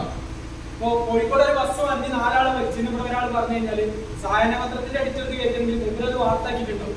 അത് പ്രിന്റ് കിട്ടേ സായാഹ്ന പത്രം അറിയില്ല, 4 മണിയാകുമ്പോൾ കോഴിക്കോട് സ്റ്റാൻഡിലൊക്കെ പോയാൽ അത് കിട്ടും. ഇത് പ്രിന്റ് ആയപ്പോഴോ അവിടുന്ന് അറിയാതെ ബസ് ഇടിച്ചിട്ടുള്ളൂ, പറഞ്ഞിട്ടില്ല, ആർക്കും പരിക്കൊന്നുമില്ല, എല്ലാവരും രക്ഷപ്പെട്ടിട്ടുണ്ട്. സാധനം ഇവിടെ പ്രിന്റ് ആയിട്ടുണ്ടാവും. പിന്നെ അപ്പൊ പക്ഷെ മാഗസിനുകൾ അങ്ങനെയല്ല. മാഗസിനുകൾ എന്താണ് ഒരാഴ്ചക്ക് ഒരുങ്ങി ആ വിഷയത്തിൽ എക്സ്പെർട്ട് ആയ ആളുകളാണ് ഇതിൽ ലേഖനങ്ങൾ എഴുതിയിട്ടുണ്ടാവുക. അപ്പൊ അത് നമുക്ക് കുറച്ചും കൂടി ആഴത്തിലുള്ള പഠനം സാധ്യമാകും. അതുകൊണ്ട് എന്ത് ചെയ്യണം, 1-2 മാഗസിനുകൾ സ്ഥിരമായിട്ട് വായിക്കാൻ ശ്രമിക്കണം. മാഗസിൻ ഒന്നായിട്ട് വായിക്കണം എന്നല്ല, ഒരു മാഗസിൻ എടുത്താൽ നിങ്ങൾക്ക് അറിയാലോ ഇപ്പൊ ഏതൊക്കെ വായിക്കേണ്ടതുണ്ട്. നിങ്ങൾ സ്വയം വിലയിരുത്തിയിട്ട് നിങ്ങൾക്ക് ഇഷ്ടപ്പെട്ട ലേഖനങ്ങൾ വായിക്കാവുന്നതാണ്. പിന്നെ ഒരു ദിവസം ചുരുങ്ങിയത് നിങ്ങള് തകീര്യക്കാരാണ് അങ്ങനെ പറയുന്നത്, നിങ്ങളെ സിലബസിന് പുറത്തുള്ള ഒരു 3 പേജെങ്കിലും നിങ്ങൾ വായിക്കാൻ കണ്ടില്ല. എന്തോ ആയിക്കോട്ടെ, നോവലോ കഥയോ ലേഖനോ എന്തോ ആയിക്കോട്ടെ, ചുരുങ്ങിയത് ഒരു ദിവസം ചെയ്യാം ഒരു 3 പേജെങ്കിലും നിങ്ങൾ വായിക്കാൻ ശ്രമിക്കുക. എവിടെ നിങ്ങൾ വായിക്കാം, ഈ നോവൽ വായിച്ചോളി, 3 പേജെങ്കിലും ചുരുങ്ങിയത് കേട്ടോ നിങ്ങൾ വായിക്കാം. ഒരു 5 വരിയെങ്കിലും നിങ്ങൾ എഴുതാൻ ശ്രമിക്കാം. നിങ്ങൾക്ക് ഇഷ്ടമുള്ള ഭാഷയിൽ എഴുതാം. കാരണം അത് നിങ്ങൾക്ക് ഭയങ്കര ഡെവലപ്പ് ഉണ്ടായിരിക്കും. നിങ്ങൾ ഈ 3 പേജ് വായിക്കുമ്പോൾ കുറെ പദങ്ങൾ കിട്ടും. നോവലൊക്കെ ആണെങ്കിൽ നമുക്ക് കുറെ ചിന്തിക്കാൻ പറ്റും, കുറെ സങ്കല്പിക്കാൻ പറ്റും. ഇതേപോലെ തന്നെ നമ്മൾ ഒരു 5 വരിയെങ്കിലും ചുരുങ്ങിയ ദിവസം എഴുതാല് നമ്മൾ എന്ത് ചെയ്യും, ഒരു ദിവസം എഴുതിയ പോലെ തന്നെ നമ്മൾ പിറ്റേ ദിവസം എഴുതില്ല, വാക്കുകൾ വിപുലപ്പെടുത്താൻ പറ്റും. ഇങ്ങനെ എഴുതിയാൽ നിങ്ങൾക്ക് പരസ്പരം ഷെയർ ചെയ്തിട്ട് എഡിറ്റിംഗ് ഒക്കെ വരുത്താൻ പറ്റും. ആ കാര്യങ്ങൾ നിങ്ങൾ ശ്രദ്ധിക്കണം. ഞാൻ 2 മാഗസിനുകളൊക്കെ നോക്കി നിങ്ങളെ പ്രത്യേകം അഭിനന്ദിക്കുകയാണ്. നിങ്ങൾ ഈ ഒരു +2 പഠിക്കുമ്പോൾ തന്നെ ആഴ്ചയിൽ ഒരു മാഗസിനൊക്കെ ഇറക്കി എന്നൊക്കെ പറയുമ്പോൾ നല്ലൊരു കാര്യം തന്നെയാണ്. പക്ഷെ അക്ഷരതെറ്റുകൾ ചെയ്യണം, ഹെഡിങ്ങിനൊക്കെ അക്ഷരതെറ്റുകൾ നിങ്ങൾ ശ്രദ്ധിക്കണം. പിന്നെ നോട്ടീസ് ബോർഡിലൊക്കെ ഇടുന്ന മെയിൻ ടോപ്പിക്കുകളൊക്കെ ഇടുമ്പോൾ അക്ഷരതെറ്റുകൾ എന്ത് ചെയ്യണം, നിങ്ങൾ ശ്രദ്ധിക്കണം. അപ്പൊ ഇതൊക്കെ നമ്മൾ സ്വാഭാവികമായിട്ട് ഞാൻ എഴുതിയാൽ അക്ഷരതെറ്റുണ്ടാവും, പക്ഷെ അത് എനിക്ക് കാണൂല, വേറൊരാൾ നമുക്കത് അറിയായിട്ടാവില്ല. വേറൊരാൾ വായിക്കുമ്പോഴാണ് ഈ തെറ്റ് കാണുന്നത്. അപ്പൊ ആ തെറ്റ് തിരിച്ചാലാണ് നമുക്ക് അടുത്തേക്ക് തരണം. അപ്പൊ ആ രീതിയിൽ തന്നെ നമ്മൾ പരസ്പരം ഷെയർ ചെയ്ത് തെറ്റുകളൊക്കെ ഒന്ന് കിട്ടുന്നത്. നിങ്ങൾ നീയത്തെടുക്കുക, ചുരുങ്ങിയത് 3 പേജുകൾ നിങ്ങൾ വായിക്കൂല. ഇന്നത്തെ നമ്മുടെ ക്ലാസ്സിന്റെ ഒരു റിസൾട്ട് എഴുതാതായിക്കോട്ടെ, 3 പേജ് നിങ്ങൾക്ക് ഇഷ്ടമുള്ള വായിക്കാം. ചുരുങ്ങിയത് 3 പേജുകൾ നിങ്ങൾ വായിക്കാൻ ശ്രദ്ധിക്കുക. ഒരു 5 വരിയെങ്കിലും, 5 വരി എത്ര ടൈമാണ് വേണ്ടി, കുറച്ച് നേരം മതി. അപ്പൊ എന്ത് ചെയ്യുക, നിങ്ങൾ എഴുതാം, നിങ്ങൾക്ക് ഇഷ്ടമുള്ള ഭാഷയിൽ എഴുതാം. ഭാഷയിൽ കഴിവുള്ള ആളുകളാണെങ്കിൽ ഇപ്പൊ അറബി വർദ്ധിപ്പിക്കുന്ന, ഇംഗ്ലീഷ് വർദ്ധിപ്പിക്കുന്ന ആളുകൾ ആ ഭാഷയിൽ എഴുതിക്കൊള്ളി, വായന അതേപോലെ തന്നെ നിങ്ങൾക്ക് മാറ്റാം. പക്ഷെ ഇതൊക്കെ എന്ത് ചെയ്യും, നമ്മുടെ സംസാരത്തിന്റെ സ്കില്ലിനൊക്കെ വർദ്ധിപ്പിക്കും. ആ രീതിയിൽ കാണാം. അതേപോലെ തന്നെ നിങ്ങൾ ഫോൺ കിട്ടുന്ന സമയത്ത്, ലീവിനൊക്കെ പോകുന്ന സമയത്ത് മീഡിയ വേണ്ടിയിലുണ്ട് ഔട്ട് ഓഫ് ഫോക്കസ് പറഞ്ഞിട്ട് ഒരു പ്രോഗ്രാം കാണിക്കുന്നത്. ഞാൻ സ്ഥിരമായിട്ട് ഫോളോ ചെയ്യുന്ന പ്രോഗ്രാമുകൾ നിങ്ങൾക്ക് പറഞ്ഞു തരുന്നുണ്ട്, നമുക്ക് അതിൽ പറയാൻ പറ്റും. അതിനപ്പുറത്ത് വേറെ കുറെ പരിപാടികളുണ്ട്. ഈ ഔട്ട് ഓഫ് ഫോക്കസ് പറയുമ്പോൾ നിങ്ങൾക്ക് ആ വിഷയത്തിന്റെ എഗെയിൻസ്റ്റും അറിയാൻ പറ്റും, ഫോറും അറിയാൻ പറ്റും. വിഷയത്തിന്റെ എതിരഭിപ്രായം അതേപോലെ തന്നെ അതിനനുസരിച്ചുള്ള അഭിപ്രായം, ഇത് രണ്ടും അതിൽ ചർച്ച ചെയ്യുന്നത്. സിമ്പിൾ ആയിട്ട് ചർച്ച ചെയ്യും. 8 മിനിറ്റ് ഒക്കെ മാക്സിമം ഉണ്ടാവുള്ളൂ, ചിലപ്പോൾ 5 മിനിറ്റ് ഒക്കെ ഉണ്ടാവുള്ളൂ. വിഷയത്തിന്റെ ഫോർ മൊത്തം അതിൽ കിട്ടും. അപ്പൊ ഈ പ്രോഗ്രാമുകൾ കാണാൻ ശ്രദ്ധിക്കുക. അതേപോലെ തന്നെ ഒരു ട്രോൾ പരിപാടി ഉണ്ട് ഏഷ്യാനെറ്റ് ന്യൂസിൽ, ഗമ്മ പറഞ്ഞിട്ട്. നിങ്ങൾക്ക് ഫോൺ കിട്ടുമ്പോൾ ഇവിടുന്ന് കിട്ടുമ്പോഴേ കാണട്ടെ, ഗമ്മ പറഞ്ഞിട്ട്. അത് നമുക്ക് രസമായിട്ട് കണ്ടിരിക്കാൻ പറ്റും. പക്ഷെ നിങ്ങൾ ശ്രദ്ധിച്ചാൽ എന്ത് ചെയ്യും, കേരള പൊളിറ്റിക്സിൽ ഇപ്പൊ നടക്കുന്നത് എന്താണ്, അല്ലെങ്കിൽ ഇപ്പൊ ഇവിടെ സമൂഹത്തിലെ ആൾക്കാർ ചർച്ച എന്താണെന്നുള്ളത് ഈ രണ്ട് പ്രോഗ്രാമാണ് നമുക്ക് മനസ്സിലാക്കുന്നത്. കുറച്ചും കൂടെയൊക്കെ ഇംഗ്ലീഷൊക്കെ നിങ്ങൾക്ക് കഴിയുന്നുണ്ടെങ്കിൽ ടെഡ്എക്സ് എന്ന് പറഞ്ഞിട്ട് ഒരു പ്രോഗ്രാം ഉണ്ട്. നിങ്ങൾ യൂട്യൂബിൽ അടിച്ചാൽ കിട്ടും. ടെഡ്എക്സ് പറഞ്ഞിട്ട് ടോക്ക് ഉണ്ട്, ഇംഗ്ലീഷിലാണ് പ്രോഗ്രാം നടക്കുന്നത്. നിങ്ങൾ ടെഡ്എക്സ് കേൾക്കാൻ തുടങ്ങിയാൽ നല്ല വിഷയങ്ങളും നല്ല ഫാക്കൽറ്റികൾ പ്രമുഖരായിട്ടുള്ള ആളുകളാണ് ഈ വിഷയം തന്നെ നടത്തുന്നത്. കേൾക്കുന്നവരുണ്ടോ? നിങ്ങൾ കേൾക്കുന്നുണ്ടോ? യൂട്യൂബിലെ ടെഡ്എക്സ് നിങ്ങൾ സെർച്ച് ചെയ്താൽ അവരുടെ യൂട്യൂബ് ചാനലിലുണ്ട്, ഒരുപാട് എപ്പിസോഡ് ഉണ്ട്. നിങ്ങൾക്ക് അത് നല്ല ഉപകാരപ്പെടും. ഇംഗ്ലീഷിലാണ് ഉണ്ടായിരിക്കുക ആദ്യം. പിന്നെ ഹെഡ് ടോക്ക് പറഞ്ഞിട്ടൊരു പരിപാടി ഉണ്ട്, അൽ ജസീറയിലാണ് ഹെഡ് ടോക്ക് പറഞ്ഞിട്ടൊരു പ്രോഗ്രാം ഉണ്ട്. ഇങ്ങനെയുള്ള പ്രോഗ്രാമുകളൊക്കെ കേൾക്കാൻ വേണ്ടിയാണ്. ഇതൊക്കെ ഫോറിൻ ഉണ്ട്, ഇന്റർനാഷണൽ പ്രോഗ്രാമുകളാണ്. അപ്പൊ അതിന്റെ ഒരു ലിമിറ്റേഷൻ ഉണ്ട്, അവരുടെ ഭാഷ എത്രത്തോളം ഉണ്ടെന്ന് എനിക്കറിയില്ല. എങ്കിലും നിങ്ങൾ ഈ രണ്ട് പരിപാടികളുണ്ട്, ഈ ഔട്ടർ ഫോക്കസ് ഇങ്ങനെയുള്ള കാര്യങ്ങളൊക്കെ കേട്ട് കഴിഞ്ഞാൽ കുറച്ചൊക്കെ ധാരണ ഉണ്ടാവും. ഇതൊക്കെ പറഞ്ഞ് പൊതുവിഷയങ്ങൾ മനസ്സിലാക്കാൻ, മതവിഷയങ്ങൾ മനസ്സിലാക്കാൻ നിങ്ങൾക്ക് ഏതൊക്കെ നോക്കുന്നത് ഞാൻ പറഞ്ഞതിന്റെ ആവശ്യമില്ലല്ലോ. നിങ്ങൾക്ക് അറിയാലോ, അപ്പൊ സിലബസിലുള്ളത് നോക്കണം. താല്പര്യമില്ലാത്ത കിതാബില്ല നിങ്ങൾക്ക്, ആ കിതാബ് നിങ്ങൾ ശരിക്കും പഠിക്കണം. അതിലുള്ള ഒരുപാട് ഹദീസുകൾ നമുക്ക് ഏത് സമയത്തും ഉപയോഗപ്പെടുത്താൻ പറ്റും. അതിൽ ഒരുപാട് വിഷയങ്ങൾ പറയുന്നുണ്ട്. ആ ബുക്ക് നിങ്ങൾ സൂക്ഷിച്ച് വെക്കണം. അതിൽ നിങ്ങൾക്ക് ഏത് വിഷയം കിട്ടിയാലും പറയാൻ പറ്റും, 1-2 പോയിന്റ് ആ ബുക്കിലുണ്ടാവും. ആ കിതാബുകൾ സൂക്ഷിച്ച് വെക്കണം. അതിൽ ഒരുപാട് പോയിന്റ് ഉണ്ടാവും, നിങ്ങൾ ശരിക്കും മനസ്സിലാക്കി വെക്കണം. ആ രീതിയിലൊക്കെ നിങ്ങൾ ഇതിന് പോയിന്റ് കണ്ടെത്താനുള്ള 1-2 സോഴ്സുകളാണ് ഞാൻ പറഞ്ഞത്. ആ രീതിയിലൊക്കെ ഉപയോഗപ്പെടുത്തുക. നമ്മൾ എത്ര ആളുകൾ ഉപയോഗപ്പെടുത്തത്?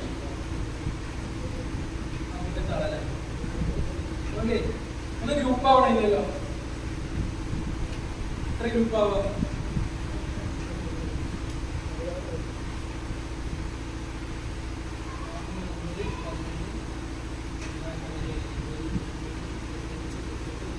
ആളല്ലേ? എത്ര ഗ്രൂപ്പ് ആവണം നമ്മള്? 6 ഗ്രൂപ്പ് ആയിക്കോട്ടെ. 5 ആളുള്ള ഒരാള് ഗ്രൂപ്പിൽ എക്സ്ട്രാ ആയിക്കോട്ടെ. നമ്മൾ പെട്ടെന്ന് ഗ്രൂപ്പ് ആയിക്കോട്ടെ. 5 ആളുള്ള ഒരാളെ ഗ്രൂപ്പ് ആയിട്ട് ഇരുന്നാൽ പെട്ടെന്ന് ഇങ്ങനെ റൗണ്ടായിട്ട് ഇരുന്നാൽ മതി. ഗ്രൂപ്പ് ചർച്ചയ്ക്ക് ഒരുങ്ങാണ്. സമയം ഒരു ഇടവേള നൽകുന്നതിന് വേണ്ടി വിളവിക്കാൻ വേണ്ടി. അപ്പൊ ആ ഇടയിൽ ഈ കർമ്മം നിർവഹിക്കുന്നു മാത്രമേ ഉള്ളൂ. ഉദ്ഘാടന സാധാരണ തുടക്കത്തിലാണ് ഉണ്ടാവുക. പിന്നെ അവസാനം ഉദ്ഘാടനം ചെയ്യാനെങ്കിൽ പാലക്കാട് അംഗന്മാരെ പോലുള്ള ആളുകളാണ്. അവരോടി പല സ്ഥലത്ത് ഉദ്ഘാടനം ചെയ്യാനെത്തുമ്പോൾ അവസാനെത്തുന്ന സ്ഥലങ്ങളിൽ പരിപാടി അവസാനിക്കാറായിട്ടില്ല, അപ്പോഴേ ഉദ്ഘാടനം ചെയ്യും. ഞങ്ങൾ തുടങ്ങിയ സമയത്ത് പെട്ടെന്ന് കരുതിയില്ല, വേറെ ശോഭപ്പെട്ടതുകൊണ്ട് അതായിപ്പോഴത്.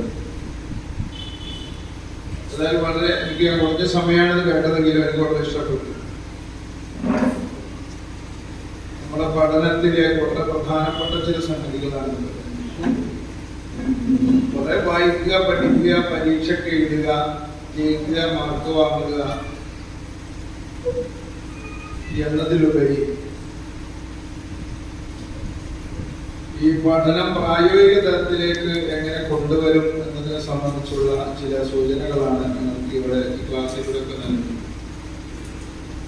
നിങ്ങളൊക്കെ ഒരു ജ്യേഷ്ഠ സഹോദരനാണ് ഈ വാഫി സംവിധാനത്തില് പഠിച്ച് കഴിഞ്ഞിട്ടില്ല, PG പഠിക്കുകയാണ്.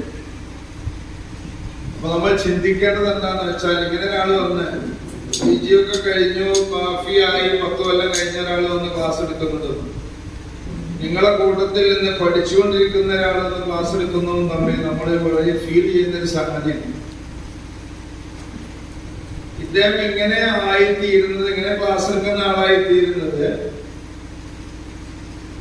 കോളേജിൽ ചേർന്ന കാലം തൊട്ട് തന്നെയുള്ള ചില പരിശീലനങ്ങളാണെന്നാണ് ഞാൻ മനസ്സിലാക്കുന്നത്. അദ്ദേഹത്തിന് ആകർഷകം എന്ന് തോന്നിയ മേഖല തെരഞ്ഞെടുക്കുകയും ആ മേഖലയിൽ ആവശ്യമായ പഠനങ്ങൾ നടത്തുകയും അത് സംബന്ധിച്ചതായ പരിശീലനം നേടുകയും ചെയ്തു എന്നുള്ളതാണ്. ഇതൊരു വ്യത്യസ്തമായ ഒരു മേഖലയാണ്. നമ്മൾക്ക് ക്ലാസ് എടുക്കാൻ പല ആളുകളും വരാറുണ്ട്, പല രീതിയിലും ക്ലാസ് എടുക്കാറുണ്ട്. ഈ മേഖലയില് കഴിവ് തെളിയിച്ചുകൊണ്ട് കുട്ടികൾക്ക് ഇതിലേക്ക് പ്രചോദനം നൽകത്തക്ക വിധത്തിലുള്ള കൃത്യമായ ഒരു ക്ലാസ് എടുക്കാൻ പ്രാപ്തനായി എന്ന് പറഞ്ഞാൽ നമ്മൾക്കതിൽ നിന്നൊരു പാഠം നമ്മൾക്കും ഇതുപോലുള്ള മേഖലകൾ കണ്ടെത്തി കഴിവ് തെളിയിക്കാം എന്നുള്ളതാണ്. അതുകൊണ്ട് നമ്മൾ ഈ മേഖലയിൽ പഠിച്ചു വളരുന്ന വിദ്യാർത്ഥികളെ സംബന്ധിച്ചിടത്തോളം പ്രസംഗകല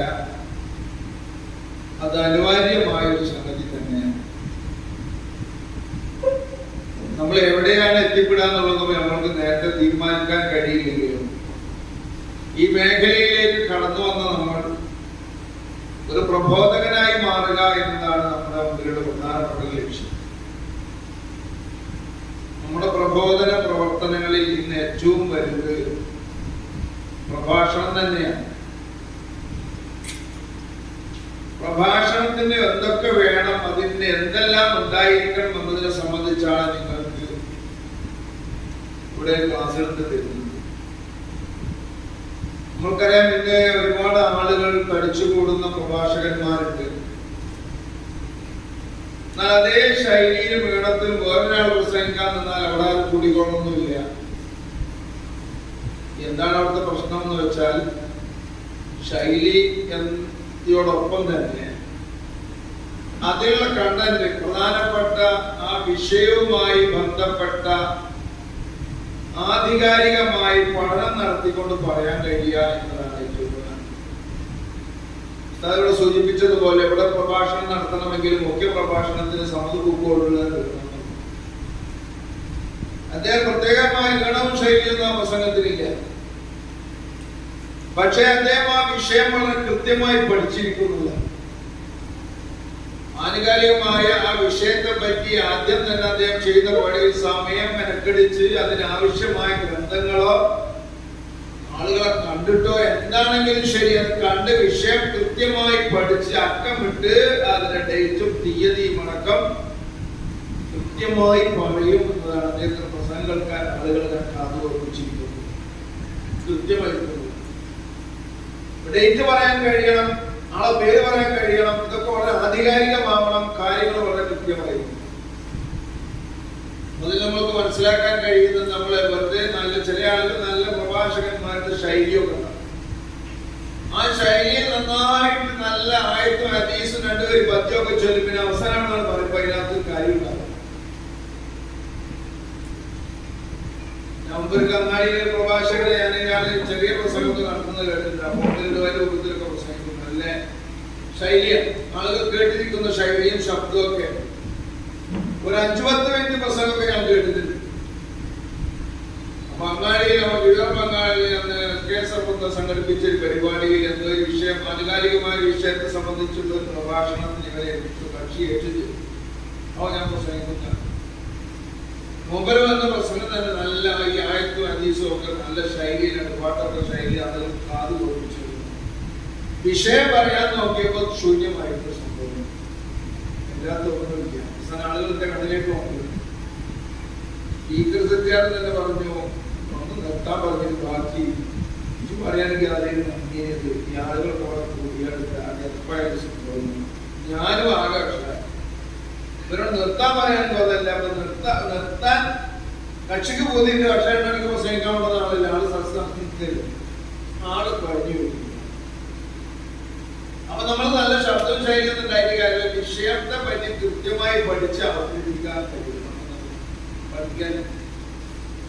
അപ്പൊ അതുകൊണ്ട് അത് ഇപ്പോൾ തന്നെ പരിശീലനം ആരംഭിക്കണം.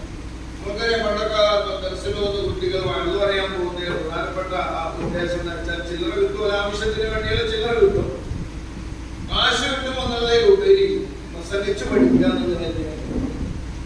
അന്ന് വഴുതു പറഞ്ഞിരുന്ന ആളുകള് അക്കാലഘട്ടത്തിലുള്ള വഴുത് മതിയായിരുന്നു. ഇന്ന് വഴുതു പറയുന്ന ആളുകൾക്ക് പോരാ. അപ്പൊ ഇന്നത്തെ ആ രൂപത്തിലുള്ള രണ്ട് ചരിത്രവും 2000 ദിവസവും മതിയാകും. ഇംഗ്ലീഷിലുള്ള ചില കോട്ടിങ്ങൾ ഇംഗ്ലീഷിൽ തന്നെ അവതരിപ്പിക്കണം. ഹദീസിലാണ് അർത്ഥം പറഞ്ഞാൽ പോലെ ഹദീസ് തന്നെ പറയുന്നത്, ആയത്തിന്റെ അർത്ഥം പറഞ്ഞാൽ പോലെ ആയത്തന്നെ ഉദ്ധരിക്കണം. അപ്പോഴാണ് എന്തുണ്ടാവുക, അത് ആളുകൾക്ക് ആയത്തിന്റെ അർത്ഥം പറയാതെ തിരിഞ്ഞോളമൊന്നുമില്ല. പക്ഷെ ആയത്ത് ഉദ്ധരിക്കുമ്പോഴാണ് ആയത്താണ് പറഞ്ഞത് എന്നുള്ളത് കൃത്യമായി ആളുകൾക്ക് ബോധ്യപ്പെടുന്നത്. ആയത്തിന്റെ അർത്ഥമായിരിക്കണം പറയേണ്ടതെന്നേ ഉള്ളൂ. ഞാൻ തിരിയുന്ന ആളുകൾ സദസ്സുകളുണ്ടാവും. അപ്പൊ പറഞ്ഞു വന്ന് നമ്മള് വിഷയത്തെ പറ്റി പഠിക്കുകയും അതിനാവശ്യം ആവശ്യമായ കൃത്യമായ വിവരങ്ങൾ ശേഖരിക്കുകയും ചെയ്തുകൊണ്ട് ഒരു പ്രസംഗം തയ്യാറാക്കി നമ്മൾ തയ്യാറാക്കുന്നത് കാണാതെ ഇത് പഠിക്കാന്നുള്ളത് പോയിന്റ്സുകൾ തയ്യാറാക്കാം. പ്രസംഗിക്കുന്നതൊക്കെ നമ്മൾക്കറിയാം, പോയിന്റുകൾ മുമ്പിലുണ്ടാവും, മൊബൈലിലോ കടലാസിൽ എത്ര ശീലിണ്ടായാൽ മതി, മണിക്കൂറുകളും പ്രസംഗിക്കാനുള്ള സാധനം അതിൻ്റെ അകത്തുണ്ടാവും. കാരണം എല്ലാം കാണാതെ പഠിക്കാനും കഴിയില്ല. മുഹമ്മദ് പൂക്കോട്ടൂർ സാഹിബ് പ്രസംഗിക്കുകയാണെങ്കിൽ പുതിയൊരു വിഷയമാണ് പ്രസംഗിക്കുന്നതെങ്കിൽ അദ്ദേഹത്തിന് മുമ്പിൽ ആ മൊബൈലിൽ റെഡിയാക്കി വെച്ചിട്ടുണ്ടാവും, മൊബൈലിൽ തുറന്നു അല്ല കയ്യിൽ കടലാസ് ഉണ്ടാവും, അത് നോക്കിയിട്ടാ പറയാ, നോക്കി വായിക്കലായിരുന്നു മാത്രമേ ഉള്ളൂ. അപ്പൊ നമ്മൾക്ക് ഇതിന് ആവശ്യമുള്ളത് വിശാലമായ പഠനവും വായനയും തന്നെയാണ്. ഇന്ന് നമ്മൾക്കറിയാം മൊബൈലിന്റെ യുഗത്തിൽ വായന ചത്തുപോയിരിക്കുകയാണ്. വായനാകെ മരിച്ചു എന്ന് പറയാം. വായന മരിക്കലോടുകൂടെ മനുഷ്യൻ മരിച്ചു യഥാർത്ഥത്തിൽ. പരിശുദ്ധ ഖുർആൻ നമ്മൾക്കറിയാം സർവകാലികവും സർവജനീനവും സാർവലൗകികവുമായ ഖിയാമത്ത് നാൾ വരെ ഏത് വെല്ലുവിളികളെയും അതിജീവിക്കാൻ പറ്റുന്നതാണല്ലോ പരിശുദ്ധ ഖുർആൻ. നമ്മൾക്കല്ലേ അഭിപ്രായ വ്യത്യാസമില്ല, ഏത് കാലഘട്ടത്തിലും അങ്ങനെ തന്നെയാണ്. ആ പരിശുദ്ധ ഖുർആന്റെ അവതരണം ആരംഭിക്കുന്ന ഇഖ്റ വായിക്കണം എന്നുള്ള നിർദ്ദേശമായിട്ടാണ്. വായിക്കണമെന്ന് വായിക്കണമെങ്കിൽ എഴുതണ്ടേ, എഴുതാത്ത വായിക്കാൻ കഴിയില്ലല്ലോ. എഴുതിയതാണ് വായിക്കാൻ കഴിയുക, അത് എഴുതാൻ കഴിയും. എഴുതാൻ കഴിയണമെങ്കിൽ വായിക്കണം, വായിക്കാൻ കഴിയണമെങ്കിൽ എഴുതണം. ഇത് രണ്ടും പൂരകങ്ങളാണ്. അല്ലാതെ ഫലം എന്ന അതേ അധ്യായത്തിൽ തന്നെ ആ കാര്യം ഉദ്ധരിച്ചിട്ടുണ്ട്. എഴുത്തും വായനയും ശക്തമായി നടക്കുമ്പോഴാണ് ഒരാൾക്ക് വിദ്യാഭ്യാസപരമായി അവൻ പഠിച്ച കാര്യങ്ങൾ മറ്റുള്ളവരുടെ മുമ്പിൽ സമർപ്പിക്കാൻ സാധിക്കുകയുള്ളൂ എന്നുള്ളതാണ്.